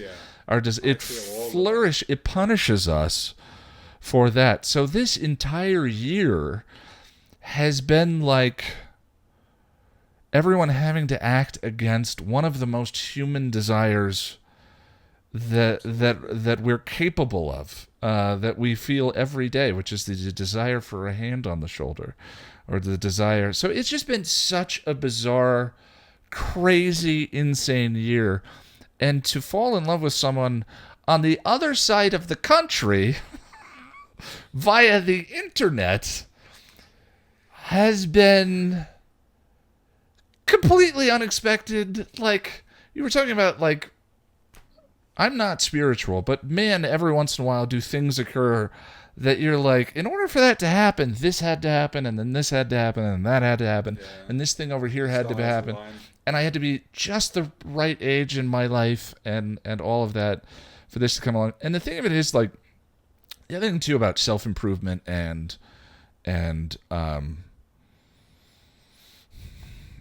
sort of growth and working on yourself and removing your own barriers that you create to be happy.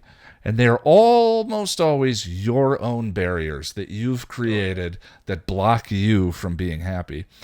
A relationship is an accelerator for that. You either are on the gas pedal or you get out of the way. There's to have a mirror.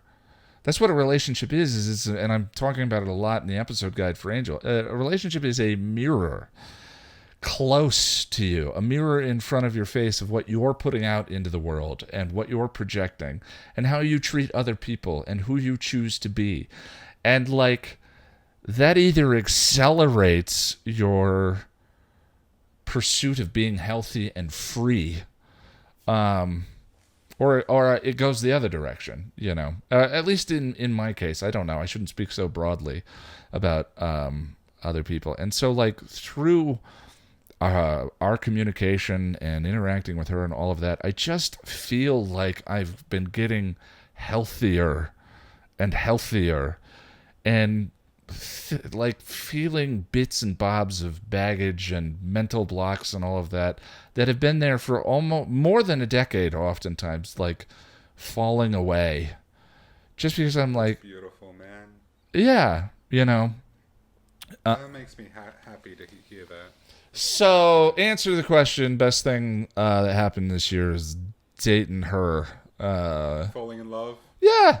Lani. Yeah. Falling in love in a pandemic? Like, is this Gabrielle Garcia Marquez? Like, There's something poetic. love in about the time that. of That is poetic as fuck. love in the time of COVID?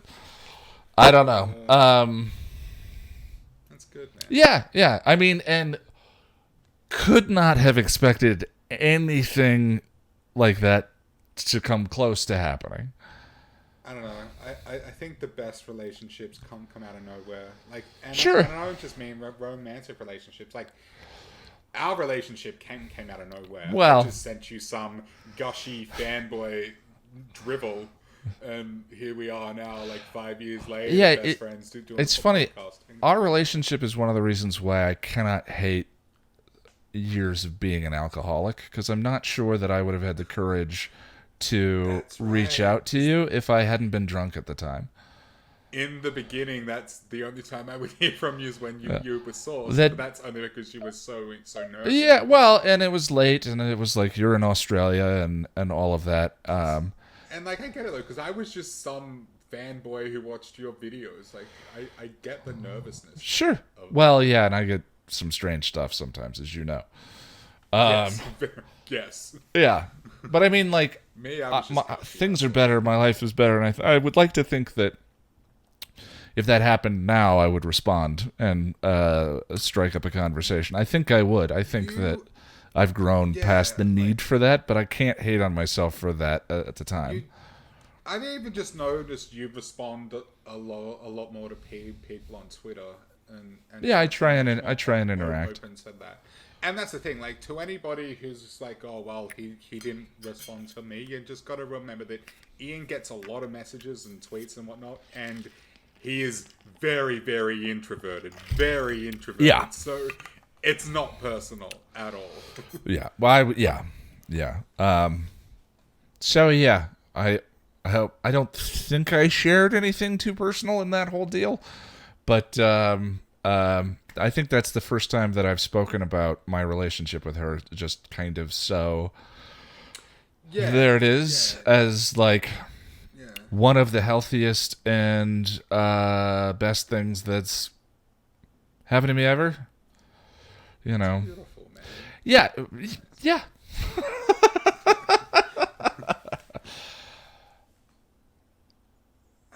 Have you got any, like, runner-up? To that, yeah, everything else is a runner-up. No, Okay. yeah, okay, run. All right, Don't, it's fine. Distant- That's a freaking great one. distant, That's a good one. distant runner-up. I've really enjoyed games this year. Between the Xbox Series X, it's very, like, my budget being as tight as it is, I guilt myself to no end about purchases, but this year I've made two that were related to entertainment purchases, video game purchases. One of them was the Oculus, what's it called? Quest. The Oculus Quest 2. It is spectacular. I've been I bought the developer's kit when it first came out from Oculus, and then I bought... You had the Valve Index originally. No, I had the Vive right? Pro. Okay, right. I bought the Vive Pro the last year that I was at my job, and none of them... They all had sort of drawbacks and shortcomings and problems and all of that. A lot of them, you need a really high-end PC to run them, Yeah. and even then, you can still have a lot of hiccups. The Quest 2 has none of those problems, has the best screen of any of the ones that I owned. And Yeah, the Quest and the Quest 2 are the only ones that are sort of mid-range that are standalone. Yeah. You don't need a computer for. There's other cheaper ones, but they're not the same. They're not in the same category. yeah, and I used it a ton for working out, through playing through some of the games that I played through this year. Really a cool piece of tech. I really enjoyed it. And the other one so far has been the Series X. I don't know why I like it so much more than I had a PS4 before that, and then I had a PS3 and a 360 in that era. and then I had a PS2 and a PS1 in the eras previous to that. So far, I think the Series X is my favorite. Okay. And I don't exactly know why. The Game Pass is spectacular.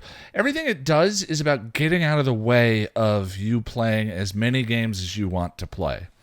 Yeah, So, right. like, it's one of the fastest SSD. I think it is the fastest SSD ever put into a system.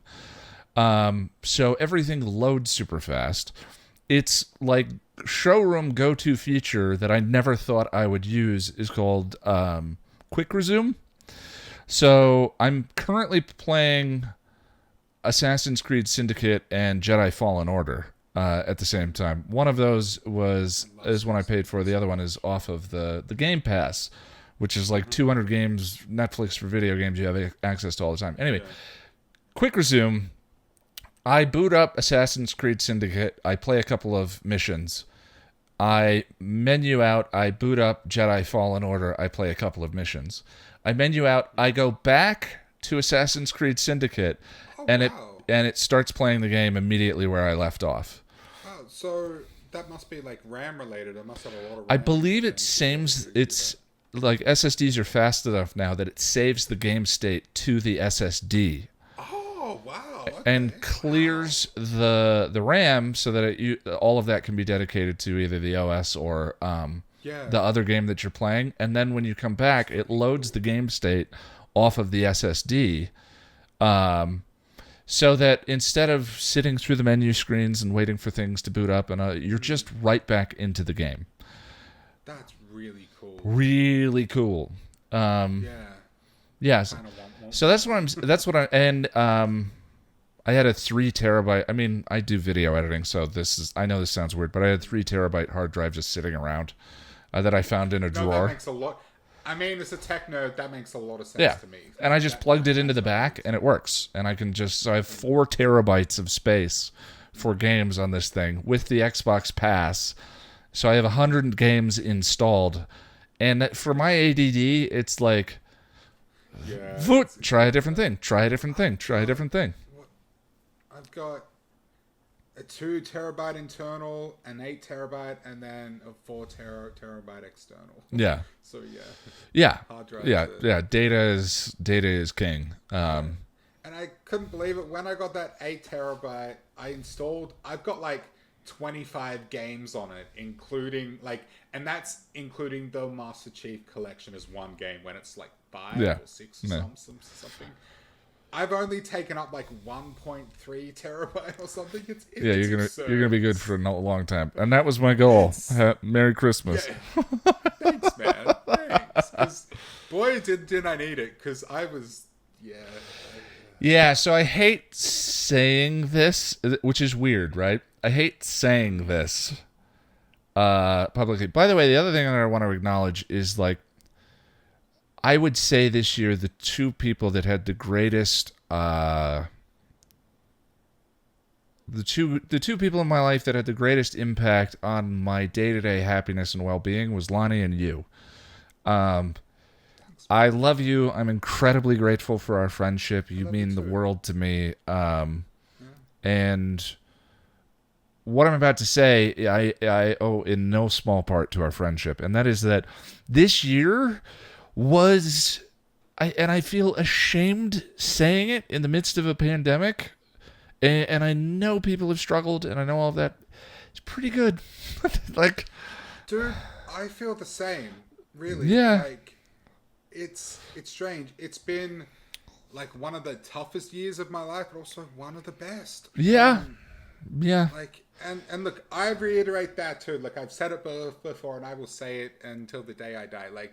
No one has helped me and helped me grow as a person as much as you have. You've been like a big brother. You've been like a mentor. You've been, some ways you've been like a father figure to me. You've helped me tremendously, and I'm eternally grateful for that. But this whole year, it's I think I've said this before on the podcast, but I've grown more this year than I have in the 32 years that came before it. You know, at the beginning of the year, I got out of a somewhat toxic, very codependent relationship, and you saw me, like, I was at a very low Yeah. point then. But then I don't know. I started doing the work, man, to figure out who I am and why I ended up where I was. And I've got a hell of a lot of work to do. I've just started therapy. I'm seeing my therapist again this afternoon. But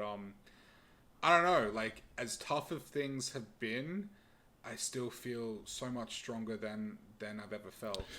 Yeah, it was something I noticed that was going on earlier than in the year. I think I might have talked about it before you joined the podcast, which is like, you know, I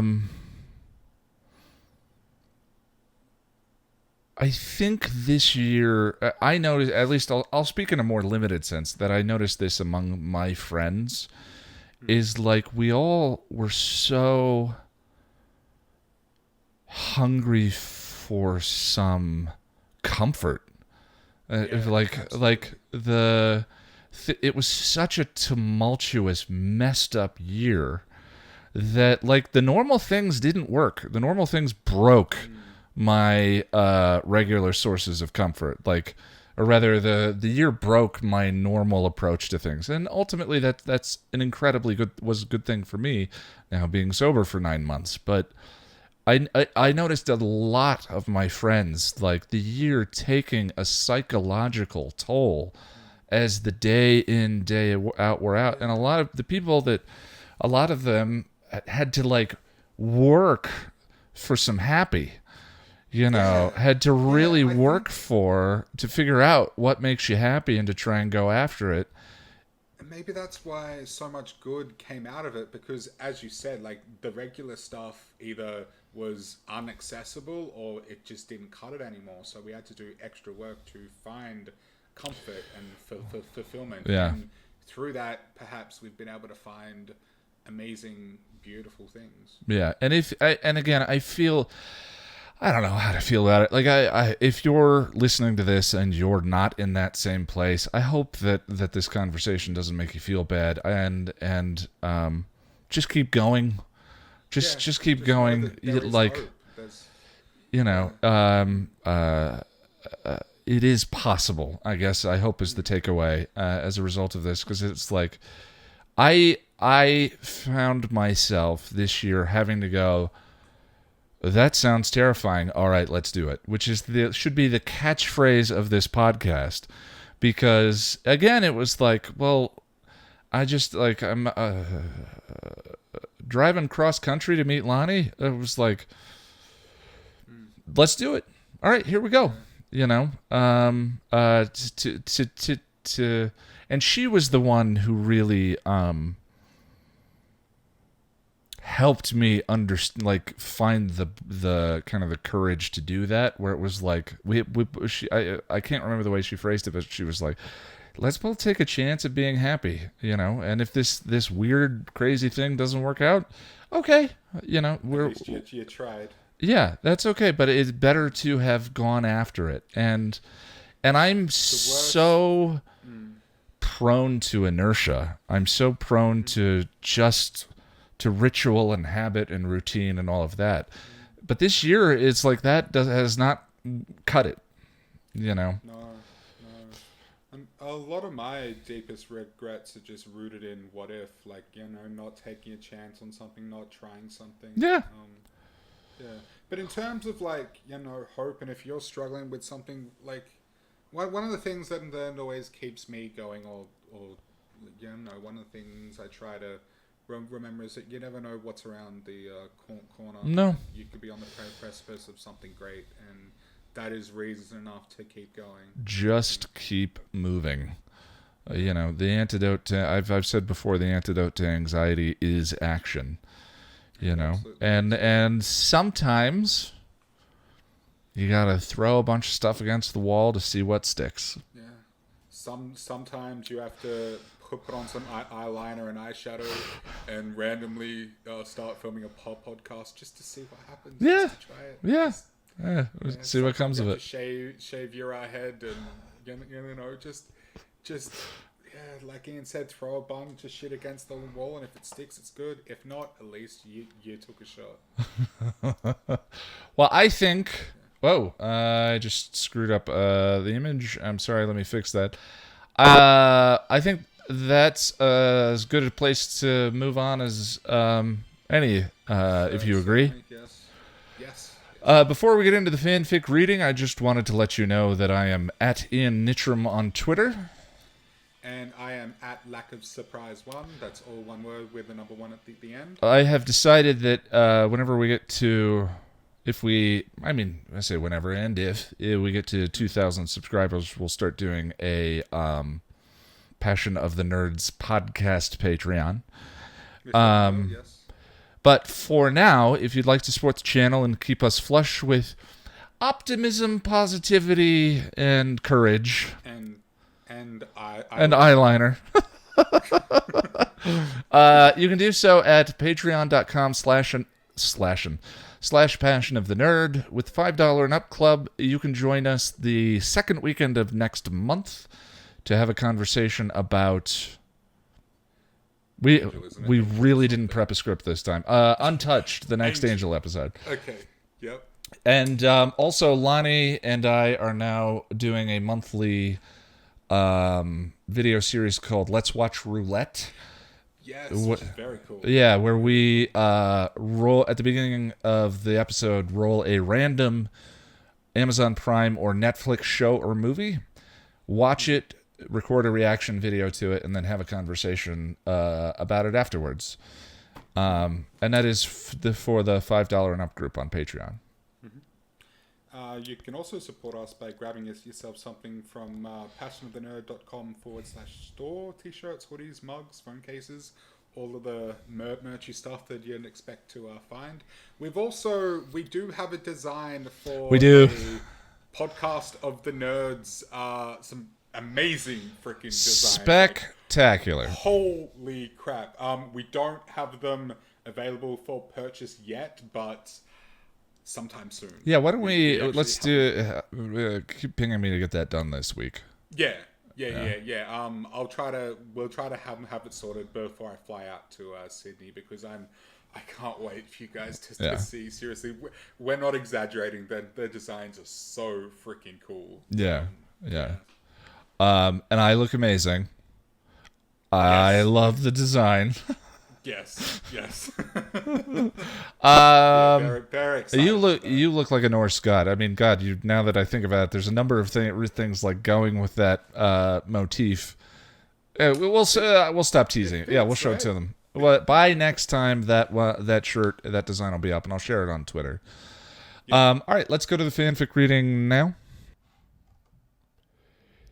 Here is Gone by Terri Botta, Chapter 39. He healed, physically at least. It could not be said that the other unseen wounds were healing. Rather, they festered inside of him, eating away at his very sanity. As he lay there in Buffy's basement, bones knitting and flesh mending from yet another vicious beating, his mind ran circles around itself, trying to formulate a plan. He had to stop Glory, and to do that he had to kill Ben. Giles wasn't going to help him. That meant the Scoobies wouldn't help him if he went to them. He couldn't do it and be sure he'd succeed on the first try before the chip knocked him unconscious. He would only have one chance to kill the intern, and if he failed, Glory would know that her secret was out. He needed allies. Allies that wanted Glory dead as much as he did, and were willing to kill innocents in order to accomplish that goal. The answer came to him in the form of a sick epiphany. He was absently fingering a wound where Glory had sliced him with a knife, and his thoughts turned to a medieval torture, which led him to thinking of the Dark Ages and knights on horseback. Then he remembered the modern-day knights of Byzantium, dressed in all their rusted glory, sworn to destroy the key at all costs in order to sever its link to the beast. The knights had no qualms about killing an innocent girl. They were prepared to sacrifice Dawn and anyone who got in their way in order to complete their mission. The plan seemed perfect. Once he was healed enough to go out, he would seek out the knights and offer them Ben. Why kill a tool when you could get the hand that wielded it? Spike remembered that the general they had captured told them that the knights had never been able to determine the identity of Glory's human host. He could give them Glory's biggest weakness in trade for Dawn and the Scooby's safety. The knights would kill Ben and Glory would die with him. The hell bitch would be gone. Dawn would be safe, and Buffy would never have to jump off the tower. The answer was so ridiculously simple, he was shocked he hadn't thought of it before, and a stream of hysterical giggles bubbled out of his lips, catching the attention of his caretaker of the moment, Tara. "Spike?" the witch asked, leaning over him as he tried to suppress the sounds. "Spike, are you all right?" He looked at her, his face still battered but cracked into a grin. In the previous timeline, she'd gotten brain-sucked and was now a gibbering idiot, but this time she'd heeded his warnings and not gone to the fair where Glory had found her the last time. "You're the only one who ever listened to me," he commented. I don't know what you're talking about." He shook his head. "Doesn't matter. Nothing matters anymore, except keeping you lot safe." Tara ducked her head shyly and let her hair hide her face, but he reached over and grasped her wrist gently to command her attention. "Listen to me. No matter what happens, I will never betray Buffy and the Scoobies. I would die for her and Dawn, and I nearly bloody did." I know." "You remember that, Glinda. No matter how it looks, I will never betray you." She fixed him with a steady stare. "Spike, what are you going to do?" "I don't know yet, but I have some ideas. The hell bitch said a few things while she was getting creative with my body parts." He hedged. "Like what?" she pressed, her face intensely interested. "I can't say just yet. Don't want to get anyone's hopes up. Got to do some digging first. When I know for sure, you lot'll be the first to know." She shook his hand and squeezed it gently. "Spike, please don't do anything rash. I know that you're very worried and scared for us, but the warnings you gave me about not getting caught alone, they count for you too." He gave her a tender smile. "Don't want to have to come here to my rescue again, eh, Glinda?" She snorted at his attempt at humor. "More like tired of washing blood out of your clothes." "Me, I just burn 'em and steal new ones." "Oh, now you tell me," she chided jokingly. He chuckled and smiled at her, turning his head away and closing his eyes as he released her wrist. "Tired?" she asked. He swallowed and nodded. "I'll let you rest then," she said, adjusting his blankets. "Wake me when passions comes on." "I will." He fell asleep to visions of knights on horseback with flashing swords and shining armor. The following day, Spike woke with the uncanny knowledge that he was running out of time. Even though he wasn't completely healed and still had a severe limp, he set about executing his plan to enlist the knights' help in disposing of Glory. But there were a few things he needed to take care of first, just in case things went sour. Going to the used car lot he and Buffy had raided before, he stole the camper and hid it in the alley behind the magic box. He knew that the Scoobies would need it if Glory came after them. He passed over the Porsche, again knowing it was too small for everyone, and that he couldn't be sure he would be around to drive it. He knew what he was doing was terribly dangerous, and that there was a distinct possibility that he would not survive it. With that in mind, he left a letter for Giles, explaining what he planned to do, and informing him of the dangers and the whereabouts of the camper. Mission complete, he went in search of the Knights of Byzantium, knowing he was walking straight into the lion's den, but feeling that he had no other choice. He found their encampment without too much trouble. Really, how inconspicuous could a legion of armored knights and war horses be? It wasn't like they could hide out in an abandoned warehouse and lie low until they were called to battle. In the end, he found them in the woods, a full encampment complete with tents and campfires. Gathering his courage and hoping he wasn't making the biggest mistake of his life, he walked straight into their midst. "Oi! Who's in charge here?" he announced loudly, commanding their attention.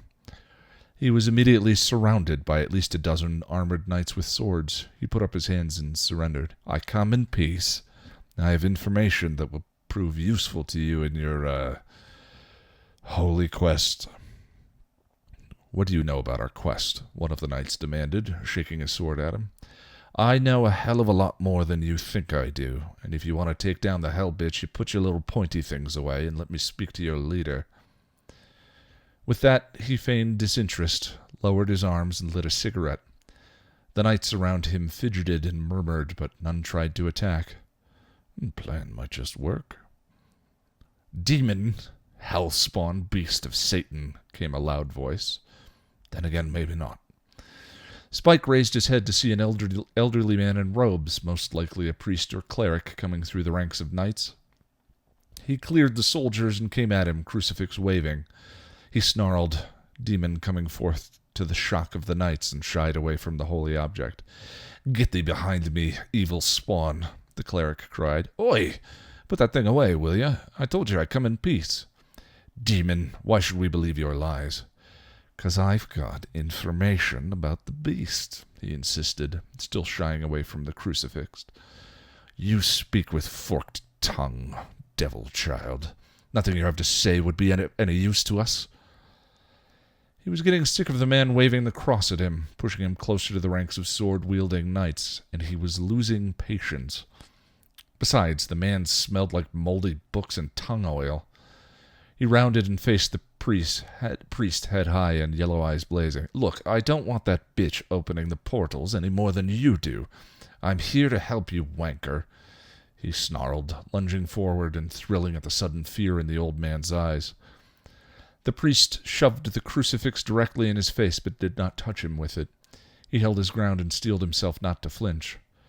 "What's it gonna be, then?" he challenged.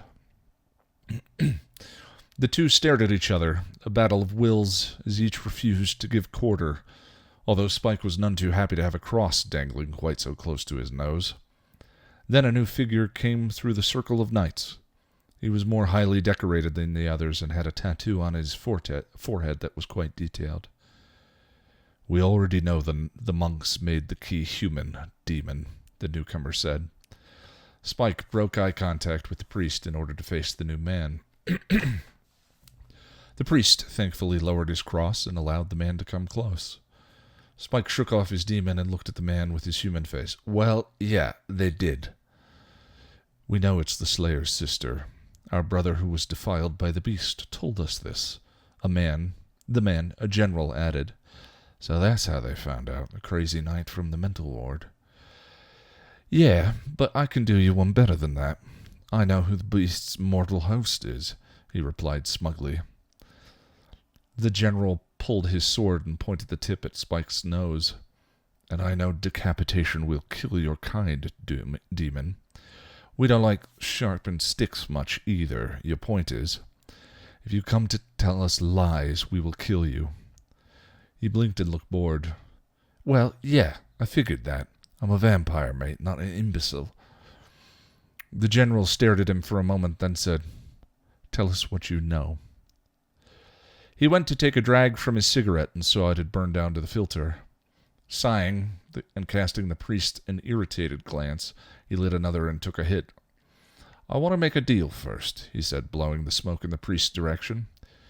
"We do not make deals with the devil," the cleric sneered. Spike shrugged and looked expectantly at the general. "What are your demands?" the general finally said, to the shock of those around him. Spike gave him a satisfied smirk, flicking the cigarette ashes on the grass by the general's boots. "It's very simple, really. I give you Glorificus's human host, and you leave the Slayer and her little sis alone." His words surprised everyone. Even the general looked stunned. "That is your condition?" He nodded and crushed the cigarette under the heel of his boot. "It is." "You want the key for yourself," one of the knights spat.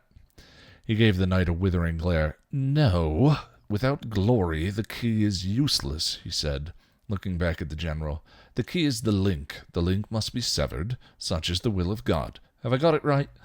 Kill the man, you kill the god. Kill the god, the key becomes a normal teenage girl whose only concerns are boys, makeup, and not getting eaten by nasties like me. Spike gave the general a level stare, one eyebrow cocked. You are correct, demon. If the beast is destroyed, the key's power is useless. Only the one who made it can wield its power, the general confirmed. There, you have it then. Have we got a deal? Why would you want us to spare the girl? The general demanded. The Slayer and me, we got a deal. I help her kill the nasties in this town in return for her not killing me. Works out rather nice for the both of us. I don't get killed, she gets another pair of hands in the slaying, and I get to have all sorts of fun meting out delicious violence on prey that's a lot more difficult to kill than you measly morsels. It's a win-win situation, he explained calmly. Now, enter one hell bitch with visions of world destruction and a really bad fashion sense. Complicate that with the fact that said hell bitch is after the Slayer's little sister. Oh, did I mention that I'm sworn to protect the little sister? It makes for a bit of tension, it does, and interrupts our regular slaying schedule. And that messes with my killing fun. You have a soul, the priest said suddenly, a hint of awe in his voice. Spike stopped his soliloquy and gave the cleric an angry glare. Well, so you found me out. Nancy boy vampire went and got himself a soul. Bravo. You were the one that was foretold in the ancient scrolls. The demon who would betray his own kind. Hate to disappoint you, Padre, but that's my proof of a grandsire. He's the one with the grand destiny. Me, I'm just love's bitch. He returned his attention to the general. So back to the matter at hand. I give you Glory's human host, and you leave the Slayer and her sis alone. Have we got a deal? How do we know you are telling the truth? Asked the general. Well, aside from this pesky soul not wanting me to lie, I can prove it. Tell us what you know. If you speak the truth, we will honor your request. Spike nodded. Glory's got herself a posh pad in an apartment complex not too far from here. I got a chance to look at it when she picked me up and took me over to her place for a spot of torture, he said, pointing to his bruised face. See, she knows the key is human too, and she decided that the vampire was the weakest link, if you know what I mean. Now, during my stay there, in between the bouts of excruciating pain, I managed to discover a little room in said apartment that was made up as a bedroom for Glory's human half. The human half is a doctor, calls himself Ben. He interns at Sunnydale Hospital when he isn't strutting around in dollies and high heels.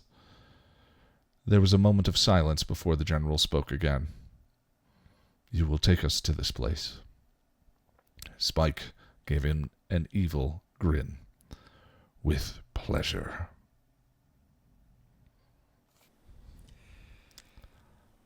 Hi, Jack. Hey, Ian. It's another one in the bag. It's the end. Not another one. The last one of the year. The last one for the year. Yeah.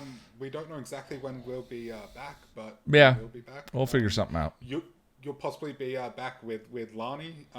But in that case, I will film a short checking video from either my mother's. We might do a couple. We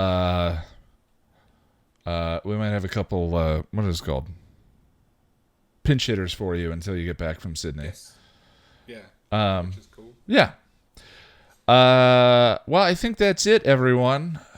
Yeah. But Merry Christmas. Merry Christmas. Happy holidays. We hope you guys have a wonderful one. May your hearts be warm and your bellies be full. Yes. And one thing neither of us mentioned that I know we both are grateful for is you. The fact that there's a community here is crazy and shocking, and I don't mean like fans. I mean a community. Yeah.